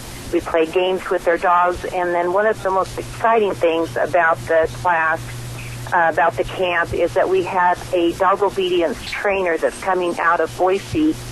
She teaches classes in Twin Falls and Sun Valley, and she's just awesome. I've taken her class myself, and she's going to come in the afternoon and talk to the kids and their parents about dog obedience, and she'll be just great. Now, I would imagine... So that's kind of a rundown on what we're going to do. I would imagine, Kathy, that, and I'm not trying to be facetious when I say this, but I would imagine there's a little bit of obedience for the kids, too, when they learn about the dog's obedience. Yeah, they actually do learn the proper way, to take care of their pet, their dog. There's a right and a wrong way to do things, and they have to be, they have to be the owner over their dog, and that means you have to teach your dog to obey you. But you have to be respectful to your dog, too, or they won't do that. You know, Kathy, what is, and I didn't see it on the sheet of paper, but tell me, what do you think are the suggested ages? We would like them to be 7, just so that, if their dog is a little large, they can learn to control it. 7's a real good age. We may take them a little younger than 7, depending on what kind of dog they have, but just have them call the office and we'll talk to them about it. But 7 up to usually 16 years, after that they probably need to go to an adult obedience class. Okay. But we'll take them from 7 years old up to 16. All right. Now, they need to register by today, and give us the costs and where they can call and everything else, please. Yeah, we'd like them to pre-register just so we know how many's coming. They get a T-shirt also that says Kids Camp on it, and so we'd like to get pre-registered so we can have their shirts ready. If they can pre-register by today, tomorrow at the latest, and the cost is $45 per child. If they have 2 children in one family, we would like to give them the half price on the second child to help them out a little bit. Okay. And that's going to be Saturday, June 14th, from 10 in the morning until 4 p.m. Now, are there any restrictions on the dogs that are going to come in, or are all dogs welcome? We would like all dogs to be vaccinated, for starters. We feel like that's just an important thing of dog ownership, that their dogs are vaccinated. So we would like them to make sure that that's done. Other than that, if they have a vicious dog, of course, we would recommend that they go see Stephanie, the dog trainer, and just get some good obedience from her. But normally the children that have dogs, they're able to bring them in themselves. We like the parents to leave the kids and the dog with us. They're welcome to come back around 3 o'clock for the obedience session, but they don't have to stay with their kids. It's just going to be a fun day. Four Paws is located right behind my home. We have a huge backyard where we'll be working with the kids and their dogs, and it's just going to be a great day for them. Do you have a similar camp, if you will, for adults? Do you do the same thing for adults? We don't. We just refer them. I refer them, all my customers that want some dog obedience, I refer them to Stephanie. That she's actually doing a class right now in Twin Falls that I've taken, and I have one of my employees is taking her class right now with her lab, and she is just amazed at the class like I was. So for adults, I recommend that they take their dog to an adult obedience class, and those classes are like a 9-week course, which it's a lot of repetition, which is how your dog learns. But we're going to give them some good basic obedience here that'll help them to go home and work on things. The nice thing about Four Paws Bed and Bath at 370 West, 200 South of Rupert, and they've been on my program now for a long, long time, you do a lot of things for the community, and you've got a special kind of a pickup and delivery for senior citizens. Why don't you talk about that for a moment? Oh, yeah, that's just, we're just so excited. We bought a new van. It's a cute little Ford van. We've got it all decked out. We had it painted with our information on it, and we've got places to pick up all the dogs. We felt like it would be a real benefit for our senior citizens, 65 and older, if we could go to their homes, pick up their dog, bring them out to get groomed or boarded or just for daycare, and then we would take them home in the afternoon. And there's no charge for that. It's free for our seniors all year long. And we felt like we're out in the country a ways. We felt like it would be a real asset to be able to do that for them, especially in the bad weather months when it's hard for them to get out. Absolutely. Let me ask you a couple of questions about dogs primarily. I'm not much of a cat lover, but I know about dogs. Right now, I would imagine, and I don't have nearly any of your expertise and knowledge on dogs, but I would imagine that there's a lot of things to be concerned about with the tick season on dogs right now. Is it not? Yeah, you're absolutely right. Now is the perfect time to come in. We've seen a lot of ticks. Had a lady that was out for a walk. I think I saw that in the Times News, and her dog got, I can't even remember how many ticks she pulled off of her dog and herself too. But the ticks are real bad this season for some reason. So it is the perfect time to come in. We can give your dog a bath. We've got the frontline protection we can put on them. And they should have that frontline protection put on now and every month, once a month until the summer season's over. And but fleas and ticks are real bad right now, so you want to make sure you protect your dog from that. And I also want to just note that flea collars really only work around the neck, so you really need that frontline or something similar to put on them that will protect their whole body. What about the upgrading and knowing about the vaccination program of their dogs? Do you find that a lot of people are conscientious about this, or many don't even know about how to take care of the various vaccinations to keep their dogs and also human beings safe? That's right. Yeah, when we first opened, which has been 9 years ago, we require that dogs be vaccinated to come in either for boarding or grooming or daycare. And people really didn't understand that concept that their dogs have to be vaccinated. Some vaccinations are good for 3 years, some are only good for 1 year. And we do require a Bordetella vaccination for kennel cough, which is highly contagious. It's an upper respiratory infection, and we require that one every 6 months, so we never have an outbreak of kennel cough in our kennel. So it's real important for the dog's health, as just to protect them from whether they're out for a walk or coming to board with us or groom. It's just really important that you maintain your vaccinations on your dog. One thing I saw when I was over there visiting one day is I saw one of the groomers giving a cat a bath, and I thought, you don't pay your groomers enough. That's hazardous duty pay. Yeah, cats are a little temperamental. They actually pretty much clean themselves up. Cats are really hard to groom. A cat scratch is a lot worse than a dog scratch for some reason. So, cats really don't like that, but we do have all the necessities. If an owner wants to come in, we can help them with brushes and combs and shampoo and whatever they need for their cats or their dogs. We carry a full line of grooming supplies, too. Kathy, you kind of led me into that last and final question. The pet industry in the United States is huge. I would imagine it's changing almost every day. Yeah, all the pet magazines I read, it just continues to be $1 billion business, and I think it's just because pets are becoming more part of the family than they've ever been. In our area, it's a rural area, so it's it's taken us a while to get to that point, like the big cities, but people really care about their pets, and their pets are living longer because they're feeding really good, healthy, high-quality food, which is what we do carry here, by the way. So if anybody's interested in good food, we do provide excellent food here. We carry the holistic brands and grain-free. Dogs become allergic to food that has a lot of amount of grain and corn in the food, and so we carry a lot of grain-free foods too. All right. Wow, you've got quite a business going over there, and I want to remind everybody again, the Kids Canine Camp is coming up this Saturday, June 14th from 10 to 4, and register today, and they can call you at what number, Kathy? 438-4444. All right, 438-4444, Four Paws Bed and Bath, 370 West, 200 South of Rupert.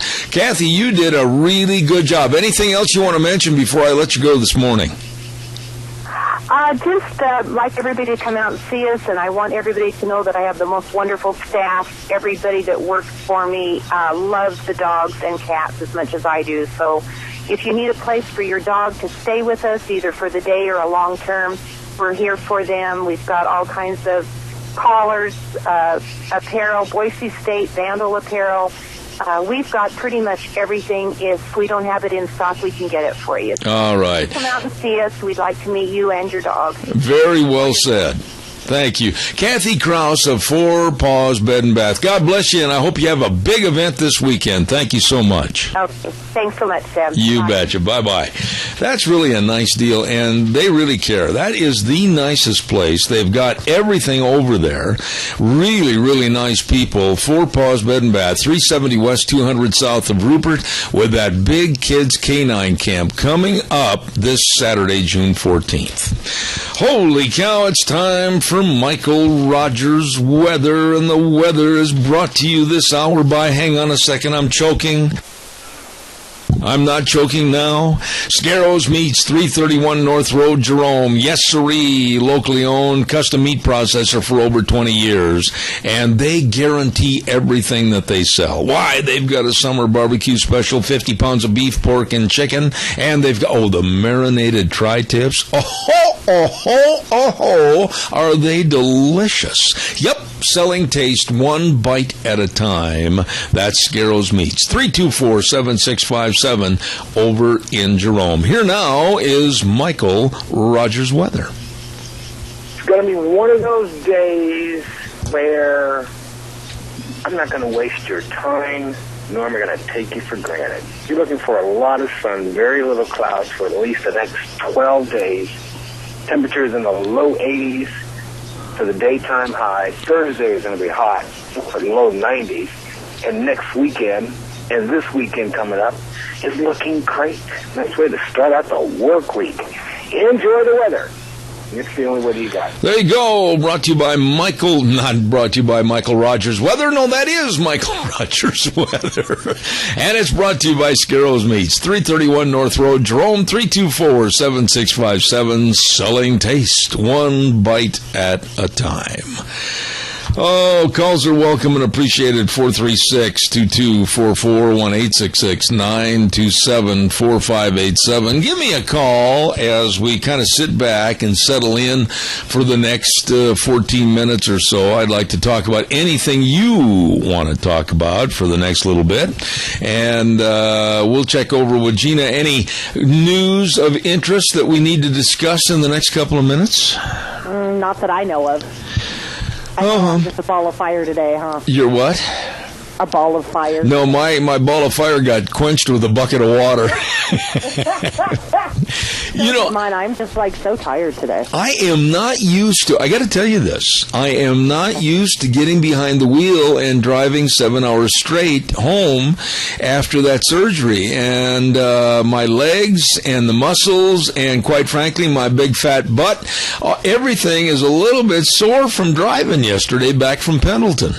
And now, this is the first big trip that you've had since the surgery, correct? I haven't been in a vehicle for more than 30 minutes since I had the surgery in January. And to sit there and drive 7 hours up and 7 hours back, there's a certain part of my anatomy this morning that says, don't do it again for a long time. Is that the posterior part of your anatomy? You try to be so cool. And we stopped at a drive-in yesterday, and I pulled my trailer and my pickup off to one side, and I was going to jump out of the truck and just walk into the business, and I just sat my big fanny down on the edge of the pickup and just sat there for a few minutes. Man alive. I'm tired. When you're not used to driving that far, it really got to me. The longest trip that we ever did, back to Tennessee, but that really doesn't count. Longest day trip, I think, was here to Seattle in one shot. Oh, really? And it took me about 10 hours to do it, and I was done by the time I got there. Oh, I used to brag about getting in the pickup, and I'd leave here early in the morning, and I'd drive down to Clovis, California, or I'd drive down to Las Vegas, or I'd drive over to Denver, or I'd drive over to eastern Montana, or I'd drive someplace in Nebraska or whatever for these rodeos. Holy cow! One would think that I might be aging slightly because this trip from Pendleton about killed me. Is the road showing your age there, Zeb? Well, yeah, and Deanne doesn't like to drive the truck and trailer. No. And so it wouldn't be fair to ask her because, on the other hand, not being fair to ask her, but then you have the fear factor of sitting in the passenger seat with your eyes wide open, I mean really wide open, and the sweat and perspiration forming on your brow when your wife says, I don't like to drive the truck. I can't drive the truck. I might drive the truck off the side of this mountain. One is not going to get a lot of sleep listening to that kind of verbiage. You sleep with one eye open. One eye open. You got a phone call. Okay, we'll take it. Good morning, caller. You're on the air. Have you set a date for the next Leb's Lunch Munch yet? Yes, we have, Dal. It is going to be next Thursday, the 19th, and you'd better be there. I don't know. I got a doctor's appointment that day. Well, now bring the doctor. Yeah. Okay. I hope you can make it. It wouldn't be the same as without you. The reason that we had to change it is the following Thursday, I will not be on the air that day. I've got to speak at a convention in Sun Valley, so we had to make a little change. Oh, Bergdahl, huh? Okay. Helen, go sit down and be nice. All right, we'll see you later. Thank you. Yeah, that's the new date this month only for Lunch Bunch. We're going to do it on Thursday the 19th instead of the 26th because I won't be on the air the 26th. Sharon Hardy Mills will be doing the program. I'll be in Sun Valley speaking at the Potato Council, and so therefore I won't be on the air. That's the reason. Calls are welcome, 436-2244, 1-866-927-4587. Give me a call. I'll talk about anything you have on your mind over the next couple of minutes. So give us a jingle real quick and we'll hear what you have to say. Oh, let's see. Gina, is there anything else in the news this morning that we need to discuss? We talked about the little Pennsylvania boy with a toy gun going to school and getting suspended. And let's see, what else is there? Oh. Yeah, we saw something up in Pendleton that makes one worry. Oh, do tell. We were at a place grabbing a burger real quick, okay? And I want to say this so that it's somewhat delicate, but there was a lady in there wearing a dress that wasn't a lady wearing a dress. Oh. Yeah. And it made one wonder. Boy, did it make one wonder. A larger lady? Smaller? No, it was a person of average size. Okay. But when I went up to the cash register to pay, this person was about maybe 5-6 feet away talking to somebody, and this person said, "Well, what do you think about that pickup, Bert?" And I just about fell off my crutches. Well, it takes all kinds to make the world go round, Zeb. Well, the brakes were put on there, sweet cakes. Did you say anything? I couldn't. I was, for the first time in my 67 years, aghast. You mean so Deanne didn't, chide you to hush up? No, she had gone out to the pick-em-up truck and left me standing there to pay for the goods and services that had been presented to us. And so I guess it was rather obvious that I was stunned because my mouth was dragging on the ground like a knuckle-dragging monkey. Did you pick up some gravel? I'm telling you what, this person was wearing a dress. Well, maybe they found it cooler, breezy. Well, breezy, you say. Breezy. What a way to put it. Well, come on, that was the nicest way I could find. No, I mean, I'm an old country boy from Wisconsin, and I walked up there, and I was paying the bill, and then this person was asked a question, and it sounded like a voice deeper than, I don't know, Tennessee Ernie Ford or whatever, and I thought, they said, "What do you think about that pickup there, Bernie?" And boy, I'm telling you, my old crutches were heading for the door. Were they talking about your pickup? No. I don't know who they were talking about, but I wasn't aware or used to that kind of a person. See, I have before, and so it's like, it's like, oh, hey, all right, and you just keep on trucking because, I lived in the Seattle area for quite a while. Oh, my. Spokane's got a great population as well, and, of course, in Moscow, they have a plethora of different genres, as it were. Let's just leave it at that. You really said that in a very polite fashion. I wrote this down. I got plethora and everything. All I know is that it's a good thing I didn't see that person when I ordered, or I possibly would have stopped somewhere else along the highway. You probably would have gotten up and taken off, huh?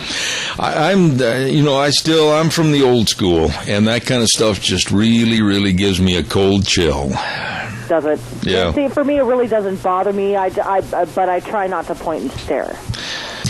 You know. Well, I didn't either because I couldn't move. I was afraid I might fall off my crutches. Oh, dear. So is life in the fast lane. Hey, you know what we're going to do next Monday? We're going to be over at Snyder Surplus for their grand opening. That is right. Yeah, just around the corner from you. I know, and I want to get down there so I can check out all their goodies. Yeah, they got all kinds of brand new merchandise there. It's going to be a lot of fun and friendly service. The new store, it's going to be great. 112 South, 200 West of Rupert, Snyder Surplus, grand opening, and we're going to be broadcasting over there live and direct. That's better than being dead and direct, I guess. Live and direct over at Snyder Surplus next Monday, June 16th. Don't miss it. It's going to be a hoot. Okay. And, oh, by the way, I got to tell you, but I'm going to change the subject. Boy, I need to. We're going to go over to our Magic Valley Les Schwab Tire Centers right now, all 7 locations, and tell you that they've got all the tires for all your driving needs. Yes, they do. For your cars, pickups, SUVs, horse trailers, boat trailers, they've got all the different tread designs. They've got all the tires for the different driving needs. They've got it all for you. Yep. And easy credit plans available, too. Along with the best in brake service, the very best in front end alignment, shocks and struts. Oh, yes. I mean, they're really, really service-oriented. All the batteries, my goodness, the custom wheels, it's all there. 7 locations with Lane and Rupert, Dave on Blue Lakes and Twin, Mike and Buell, Mike and Jerome, the Twist family in Paul, John on Pole Line in Twin Falls, and Randy on Overland and Burley, your Magic Valley Les Schwab Tire Centers. What have we got on the program tomorrow? Now, that is the $64,000 question, because being gone, I had some changes, and some people have called and decided they wanted to change my schedule. Tomorrow morning, 8:06, we're going to have the open forum, and then I believe we're going to be calling down to Elko, Nevada to get a first-person kind of a testimonial as to all the fun they're going to have for the Silver State Stampede this year down in Elko, Nevada.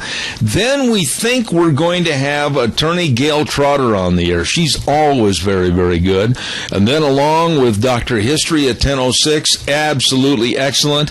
And then with the Idaho Second Amendment Alliance, Greg Pruitt, we're going to be talking to him about guns and the use of guns around southern Idaho. So that should be very interesting tomorrow, along with all of our other call-in guests. So be sure and tune in tomorrow morning. 8:06, we'll saddle the horse and ride for 3 hours. And it looks like that's all I got left is a horse to ride for right now, because everything else is broken down. But anyhow, tune in tomorrow morning, 8:06, the way things were, the way things ought to be. Zeb at the Ranch, we'll see you then. Have a good day. Bye, Gina. Bye.